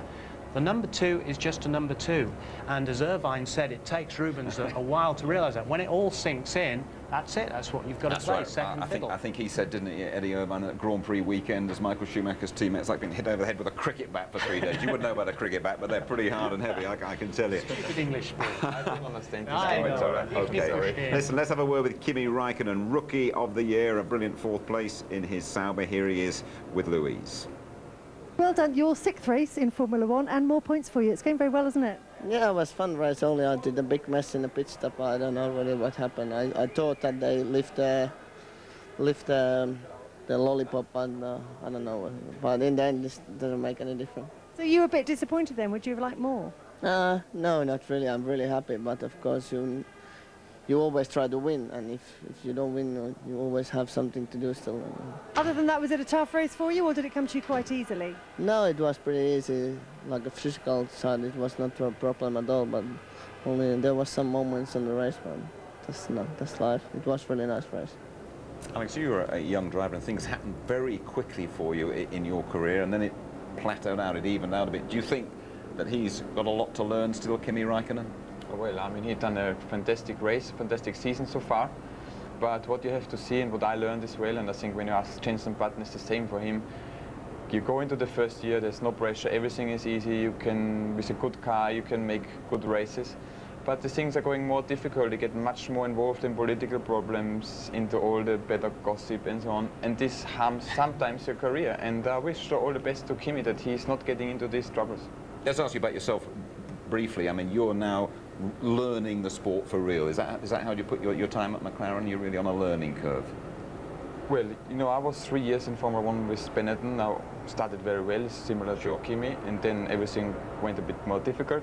And then I decided to go to McLaren, follow the footsteps of Olivier Panis, and I must really say I'm not regretting the decision at all. I'm really happy. I'm much closer to the actual heart and bit of Formula One I was looking for. I mean, at McLaren, they really treat all the drivers the same. There's no number 1, number 2, or number 3 in my case. And I'm really happy down there. And of course, my dream would be to race for them, and I'm working on this. But so far, the best for me. Okay, thanks, Alex. Well, Alex talking about Jenson Button there. His race ended up in a bit of a barbecue. Here's Jenson, and it's with Louise again. Jenson, it was barbecue time at Benetton today. Yeah, it wasn't really the best day, was it? The race wasn't going too bad, actually. We're on the pace of the Jaguars and also the Prix, so we're quite pleased with that. And running up to the pit stop, it was working quite well. And then afterwards, we had a few problems and couldn't really get on the pace again. Then after turn 4, I had a problem at the rear of the car, and that was the end of my race. What was the problem? Do you know? I don't know exactly. Obviously, they'll be finding out. The car isn't back yet, so. But no, it's pretty abrupt, and I'm not really sure what the problem was. But it's obviously something we've got to sort out pretty quickly. Keep saying they're going to sort it out. When are they going to do it, Tony? I don't know, it's not getting any better at the moment. They're all working absolutely flat out. And again, Alex knows how good the boys are, and they've still got spirit in that team, remarkably, because there's a lot of long-stager guys who've stayed around there. But Jensen keeps finishing behind Fisichella all the time in the qualifying sessions, running behind him in the race. And I don't know whether it's getting to him or not. It doesn't seem to be, but Alex knows what he's going through, and it's a tough time. Now, Alex, you do a lot of other things, don't you? You're mountain biking, and you've been climbing up in Everest or the Himalayas and with Sherpa Tenzing's son. What's that all about? Well, we went to the Himalayas. You see some nice pictures here. Straight in front of us, it was Mount Everest. And with Sherpa Tenzing, I went a bit of climbing, and in very high altitude, 13,000 feet. And it was a really nice experience for me, because as I'm a climber, I love the mountains, and then in Nepal, it's just the place you want to be. Terrific. Listen, we appreciate you coming and joining us today. You come back again, Pleasure. won't you? Thanks very much indeed, Alex. Okay. Now then, Ross Kemp has taken on a touch of real-life drama. He's building towards a role with the Jordan pit crew at the Silverstone Grand Prix, the British Grand Prix, in mid-July. Here in Austria, Ross Kemp has been learning the hard way behind the scenes. They have been working him hard too.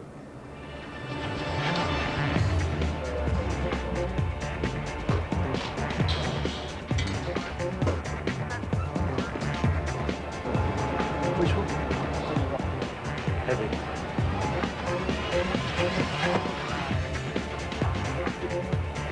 What's that? Show me. That's in it. Right. This is going pointers. Top. Top. We'll go that way, yeah? This is how the other half live. Luxury. See, I'm not supposed to be doing this, I'm supposed to be working now, but in life I've learned if an opportunity presents itself. You have a coffee, isn't it?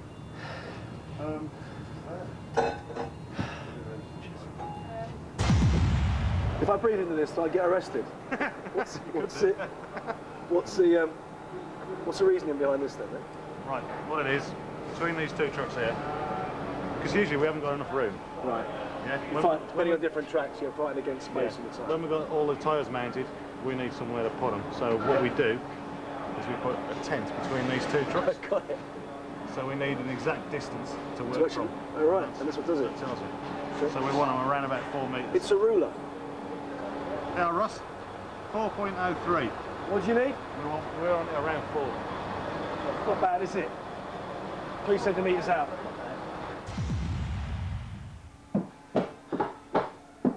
What about up here, Biscuit? All this stuff around this lathe, or whatever it is? Yeah, we can clean that off as well after. After, yeah? Just do the fascias first. Yeah. Everything from loading the truck to unloading the truck is meticulous, exact. Everything is kept surgically clean. And it's all rather impressive, really.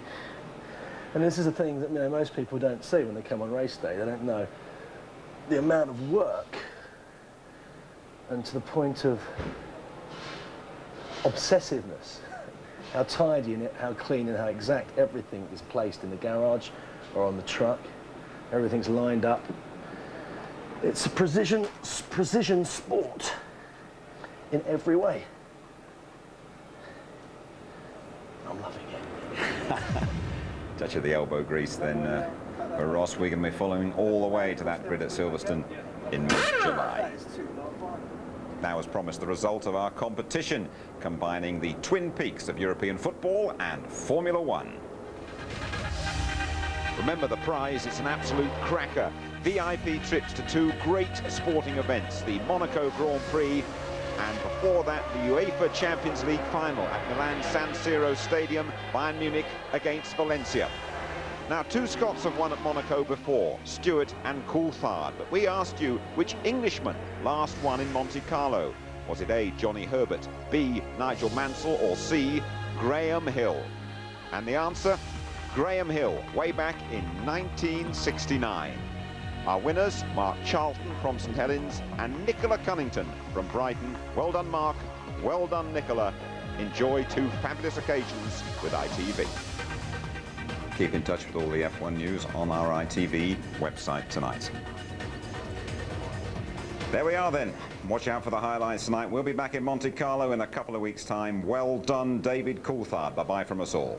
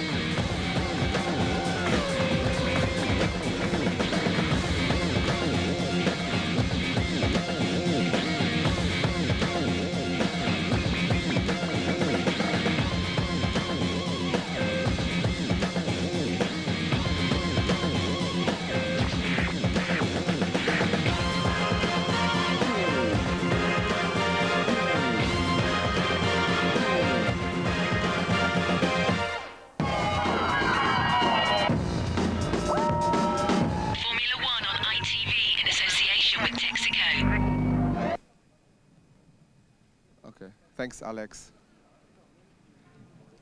Ja. Aus erster Hand natürlich. Well, David, congratulations, starting from the 7th position. Did you believe at all that you can win the race today? Yeah, well, I know Alex is sitting there in the studio, and he gave me some tips on this circuit and how to keep out of trouble. He obviously knows the track well, so we thought it was possible to be strong and be on the podium. But it was quite clear the way things panned out early on in the race, and I believed that when the Ferrari passed me after the first corner that they were running lighter than we were. So I said on the radio at the end of lap 1, I think Ferrari's lighter, and I knew then we had a real chance to stay out longer and get the win. How do you think would the situation have ended without Montoya's maneuver with Schumacher? Yeah, it would have been a little closer, but I still think we would have ran longer, and I would have been close enough to have made it one of these coming out of the pit lane. So it would have been, a much closer call, but nonetheless, racing is about trying to keep out of trouble as much as anything, and for me, it was inevitable that Montoya and Michael were going to come together. This year, I think on points of strategy, you are in the perfect way. Why is that? We're trying to do the best job possible, and at the moment things are, although it didn't go well in qualifying, things are coming together in the race in terms of results, and I finished every Grand Prix in the points, and this is a credit to everyone at McLaren Mercedes, and everything's been very reliable, and that's what we need to really build a championship. We've seen Ferrari at the end switching positions. Do you expect some team order right now? I think it's way too early for anyone to be talking about this. I really don't personally think that Mika's out of the championship. He's still quick and he's still going to win Grand Prix, and there's a long way to go, so we'll be doing everything we can individually to win Grand Prix, and obviously the team will take a view later in the season. Thank you very much, David Coulthard. Ja, also wir sehen, der sportliche Gedanke geht hier vor, wer am Ende recht hat. Yeah. Mika, thanks for coming. Very bad weekend for you. Can you explain what happened? Very bad weekend indeed. The car stalled definitely on the grid, and the team is going to investigate today and tomorrow what has happened, and obviously we cannot, and I cannot tell you too much at all. You all can see on your own eyes the car just stopped on the grid. So we have to investigate, and team will come to you back in answer sooner or later, to either today or tomorrow, to say I'm feeling myself, but not sure was it my mistake on the start, or was it problem with the technical side of the car. We don't know yet, so team will let you know. it's so much unluck, Mika, because you had the problem in Brazil too, David in Barcelona, and now it's the third time. I think it's very unsaid. Indeed, it's really sad. What do you think? Do you think could be an electronic problem? Do you think could be an electronic problem? Simply, I cannot tell you too much because we just have to understand, you know, today and tomorrow the team will investigate exactly what has happened from the data and to test all the switches in the car which is influencing for the start, and then we will understand what went wrong. But like I said, now it is impossible to say. I mean, I'm feeling extremely uncomfortable at the moment because I don't know, was it my mistake or was it some technical problem? We don't know yet. Simply is that. You feel your championship is finished here today? Basically, tu campionato finisce qua?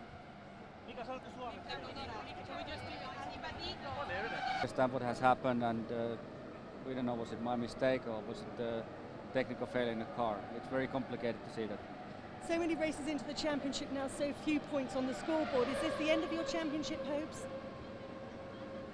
Well, it doesn't look too promising, does it? Thanks, everybody.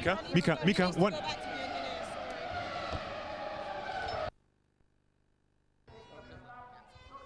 Ross, I think first of all we should talk about Juan Pablo Montoya. Yeah, it was a pretty stupid move because he screwed his own race as well as screwing Michael's race. I mean, Michael was well past him. So it wasn't a very sensible move, and really after that Michael was trying to just recover from Montoya's move. How long did you discuss to switch positions with Rubens and Michael? Well, you know, Rubens was obviously trying to catch Coulthard, so...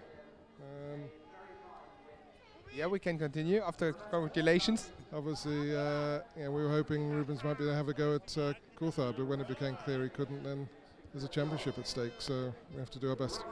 So you think Mika Häkkinen is now out of the focus? I would think McLaren have got some tough decisions to make. Thank you. We knew we weren't going to be as quick as the Ferraris, but tried to hold Michael as good as we could, and you know, from then on when we both ran wide, start pushing, and the car at the end was much better. As the the fuel went down, your car was a lot quicker, and I passed Panis. I was right behind Raikkonen already, and we lost the hydraulic pressure and lost gears. The situation with Michael, what happened to your brakes then? Had you long brakes?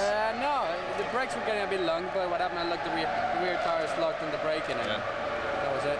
More fun next time. Thanks. Okay. What's happened?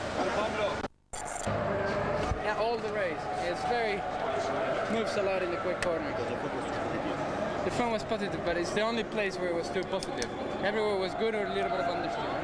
And 7.5, where you lean on it, and any stick input, it really deflects on the dial. So you gotta be very precise and not move the steering wheel.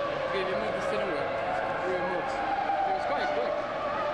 You saw sector too? Yeah. One, a brilliant start, was it? Yeah, it was pretty good. And after that, you know, got a bit of a fight with Michael, and we both... What happened between the two of you? My rear tires locked very early into the braking, and I knew I wasn't going to make it. So I tried to slow down the car as much as I could, and Michael was in the outside.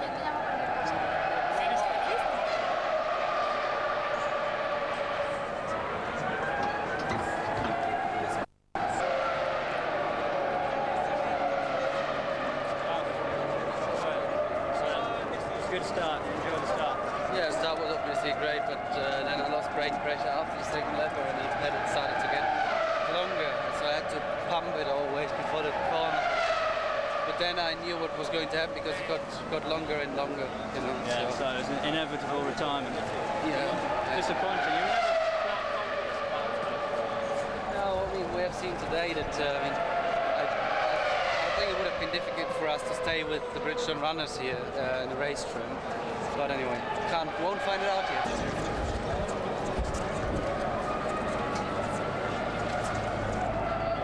Darf ich Sie noch was fragen? Wie fährt Sie Auf dem laufenden Wege? Ja, auf dem laufenden Wege. Schade, ne?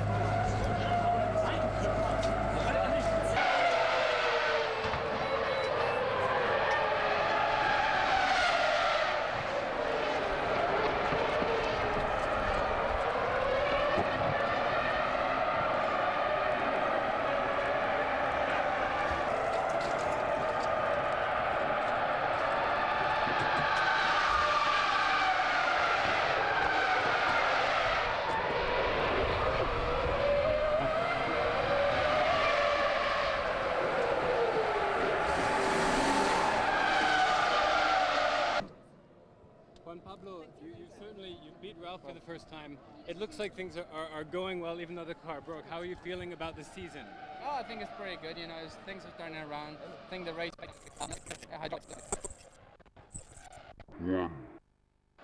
It was the perfect start. Just from your point of view, it started perfect. No, everything went quite well, and it was quite quick at the first few laps. Then we started grinding the tires, and we lost a lot of pace. And when that happened, you know, Michael passed Ralph, and he was a lot quicker than us, and I was just trying to defend him while the tire would come back, and that was it. And there was a strange maneuver with Michael Schumacher. Could you describe it? I went around the outside, I went for the inside, and when I started braking my rear tires, as soon as I started downshifting the car, the rear tires locked, and I tried to hold the car, but there's no chance. At the end, what finished the race? I think at the end, I think it was hydraulics, but you know, up to then it was looking quite good. Thanks.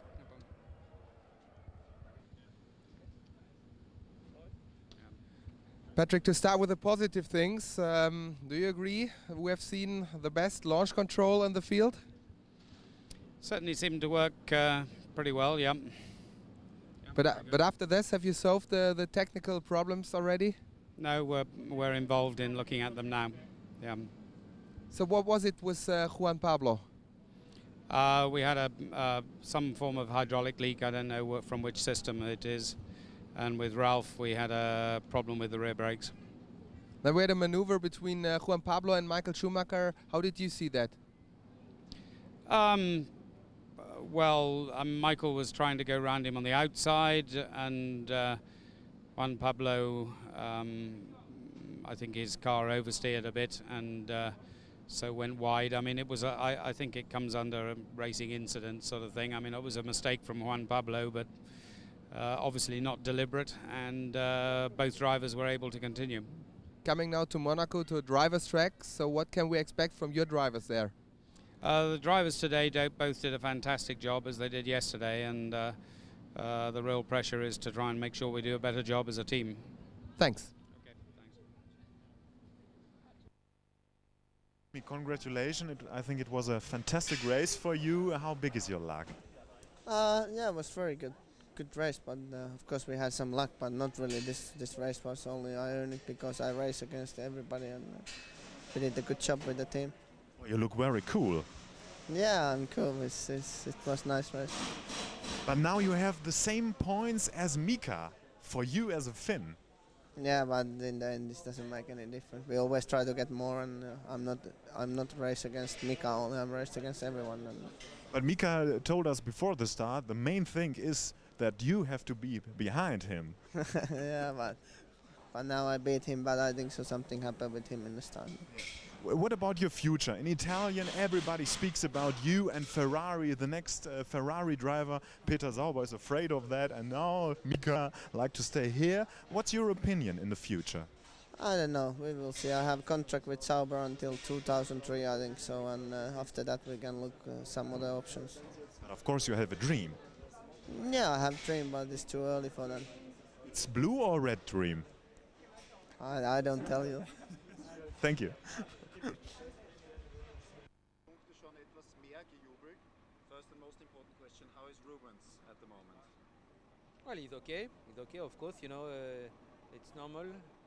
He disappointed because he wanted to win the race, and then it just could not happen, but that's racing, and then, I mean, it's a team who has to decide what we feel is the interest, and we work for a team, we don't work for individual, and I feel today we did the right decision, even if I'm a bit disappointed because I thought we could have won the race. Was it a very tough decision for you to call him back in the last lap? Well, tough decision, you know. I mean, it's a decision. I think we have some time to take more cruel decisions or be in front of more difficult choices. Second and third, second. Honestly, I don't think it's a big change. We would have preferred to win the race, but otherwise, I mean, what is important is for Ferrari to score 10 points in the championship, and it will be a tough fight until the end. And I mean, that happened what had happened today, bad start for different reasons. Difficult overtaking, which put Michael in 6th position. So, you know, it was not our best day, but it was not too bad either. Did you maybe underestimate the power of McLaren a little because they were so far back on the grid? No, I mean, I think it's other people who did underestimate what they're able, but we respect them, and they did a very strong race and good result, good win. Okay. Thank you very much, Jean-Todt. Talking about Rubens, you said it's a normal decision, but can you explain it? Because of course Michael told us afterwards, yes, you can say yes or no for that decision. It's a hard decision. Do you feel like a lonely man in such a moment? Not really, you know, it's a team decision, so we are together for the best, for the worst. Today it was not neither the best, neither the worst. It was just, I will say, a difficult race, that's all.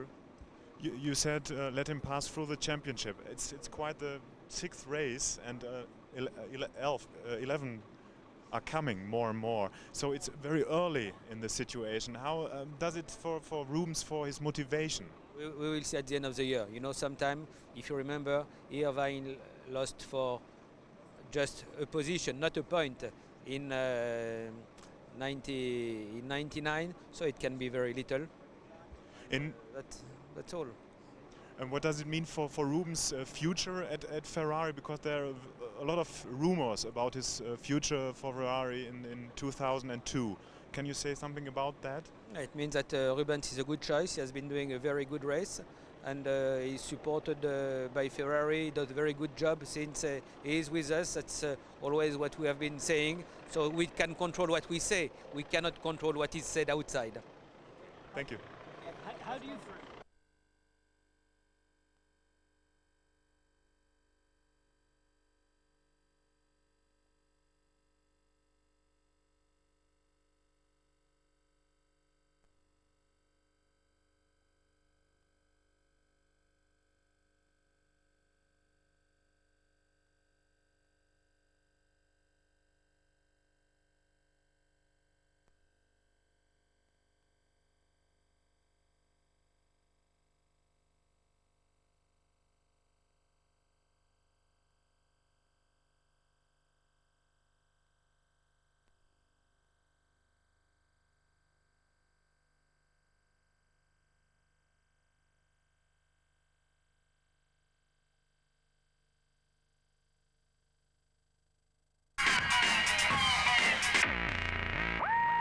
Welcome back to Austria's A1 ring. David Coulthard has scored in every race so far. A brilliant 10 out of 10 for him here today, but a victory tinged with sadness. And the whole team is mourning the loss of Paul Morgan, who's a very important part of the whole setup. He started Ilmore along with Mario Illian, so that's obviously you know, tragic weekend in that respect. And I think this is a perfect end in terms of what we could have done here at the track. And life goes on, and we're going to continue our battle for the championship. And it's obviously, from purely racing terms, we're very happy to have won this Grand Prix. Tell us about the end of the race, Michael. We all understand the logic of your teammate pulling over, but how do you personally feel when that happens? I mean, personally, I like to overtake him and prove that that I'm faster, but our speeds are so similar, and Rubens did a very good race, so I was able to, I don't know, I had 3 or 4 seconds of a gap, and I was able to drive within 1 second, and that's it. You're stuck there because aerodynamics get influenced, and you can't go any further. And the team had told me that if I get close to him, then they will tell him to move over, which, considering what has happened today, hacking and stopping, I think McLaren quite wisely will now look for Coulthard for the championship. And we have to look as well what is our interest, and Ferrari has taken a decision. I have to talk to the team, understand a little bit. Of course, I'm upset right now because, as I said, I'm not like other people that thinks, okay, Michael's a great driver and that's all. I have my qualities as well, and I think I'm doing a great job to be a number 2 to Michael. That's all. I have just to understand the situation. I wasn't hoping for that before the race, but that's the way it went. You say you have to talk to the team. Do you feel that you shouldn't have been asked to pull over? Is that what you mean? Well, it's well, let me talk to them. I tried to keep out of trouble, which I was able to do, not make mistakes when the car was difficult to drive initially. and the pace came through, and this is a great strategy win for the team, and obviously I'm delighted for everyone who works directly with me and their part in that. And so David Coulthard, Mr. Consistency 2001, nibbling away at Michael Schumacher's World Championship advantage. A visibly upset Barrichello is third, Raikkonen's best ever fourth, Panis putting British American racing in the points again, and Verstappen scoring the Orange Arrow's first point since Monza last September. Coulthard now just 4 points behind the world champion. Barrichello's 4 keep him third. Then Ralf Schumacher, no change for Heidfeld or Trulli. Meantime, in the constructors, as you were, still that 18-point gap between the big two. No points for Williams and Jordan. Sauber with Raikkonen and BAR with Panis improving their totals. OK, then, Tony Jardine, how about that start? You can't have seen anything like that before. I know this is a short circuit, but it's ridiculous. It all happened at the first corner last year. This time it was on the grid. Look at this, a record 4 cars stall on the grid. And the Williams BMWs jumped the Ferrari of Michael Schumacher, but miraculously they all get round those blocks. Look at them, like huge slabs sitting on the grid.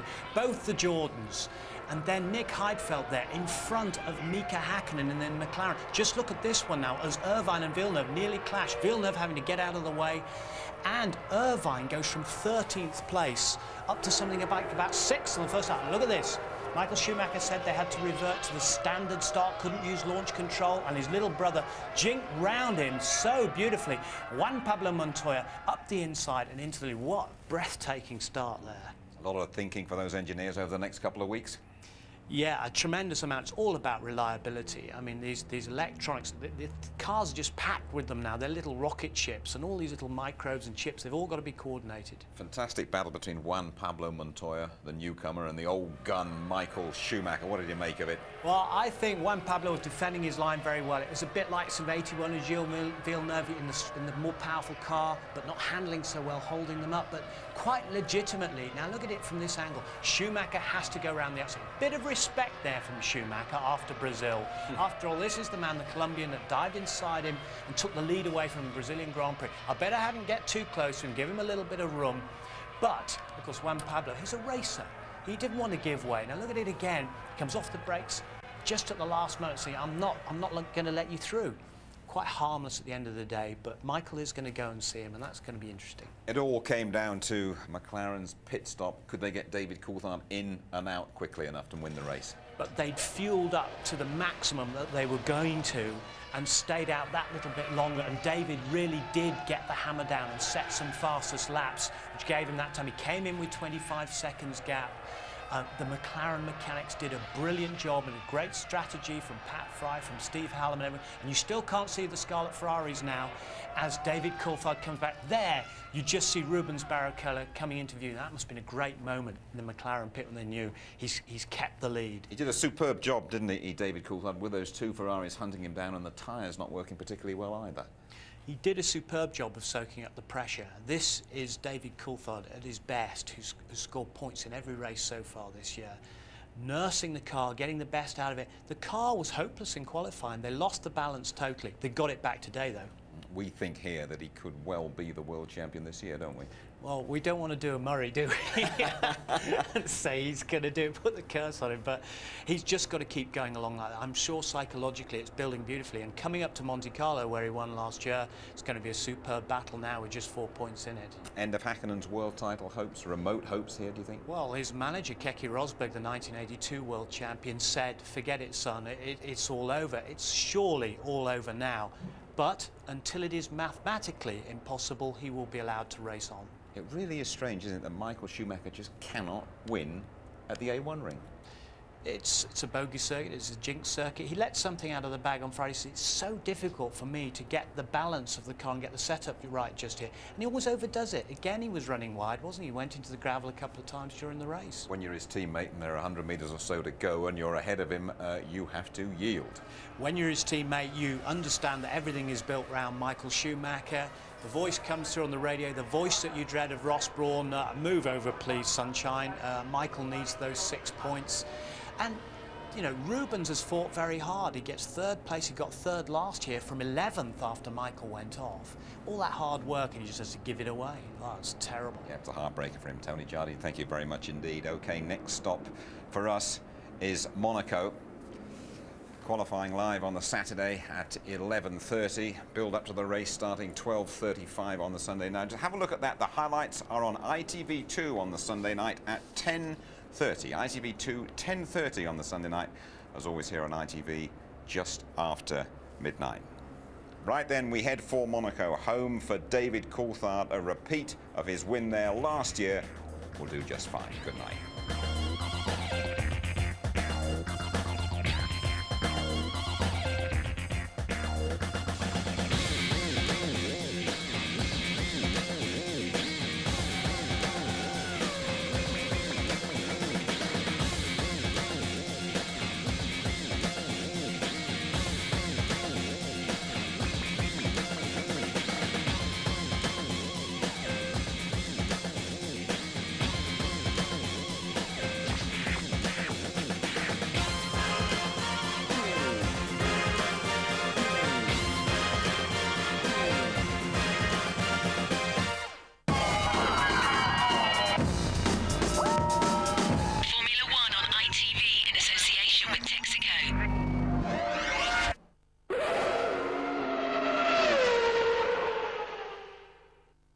If you'd like to know more about Formula One, the website address sponsored by Foster's is www.itv-f1.com. Well done.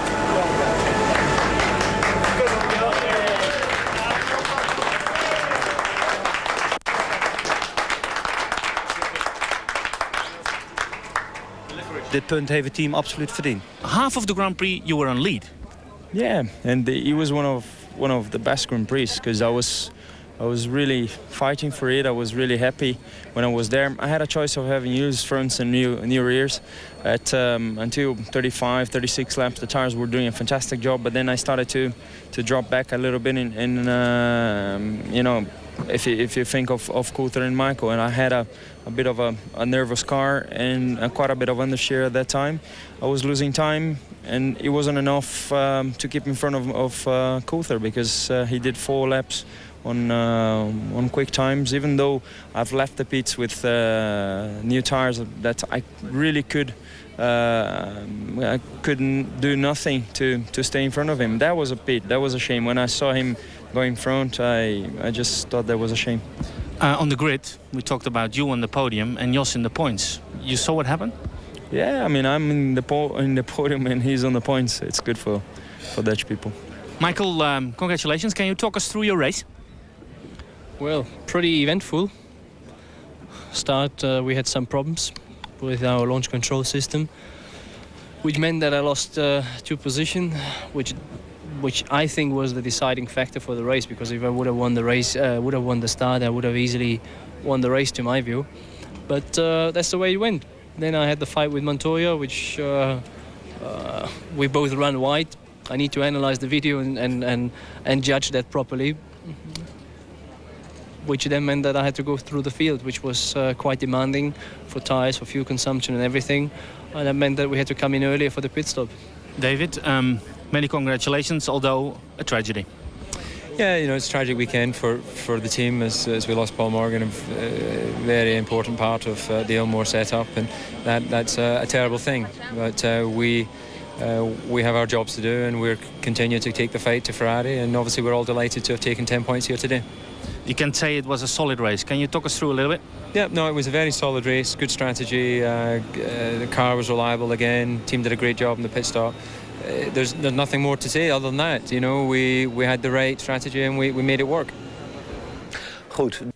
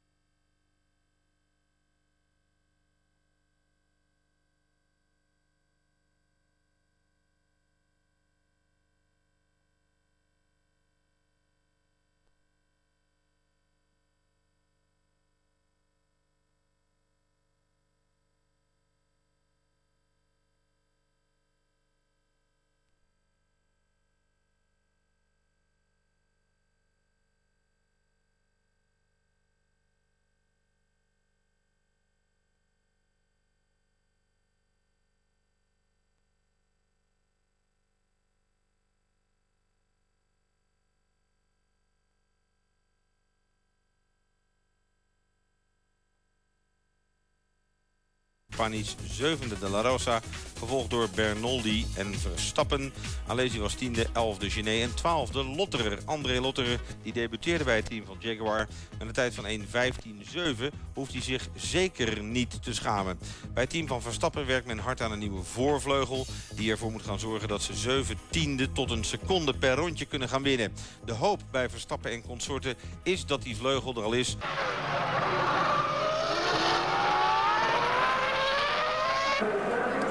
Rubens, it's last lap. Let Michael pass for the championship. Let Michael pass for the championship, Rubens, please.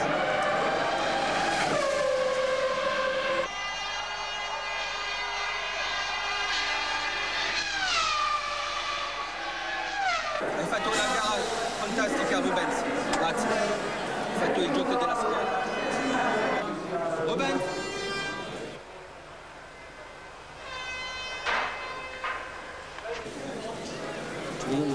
Va bene, io non dico niente.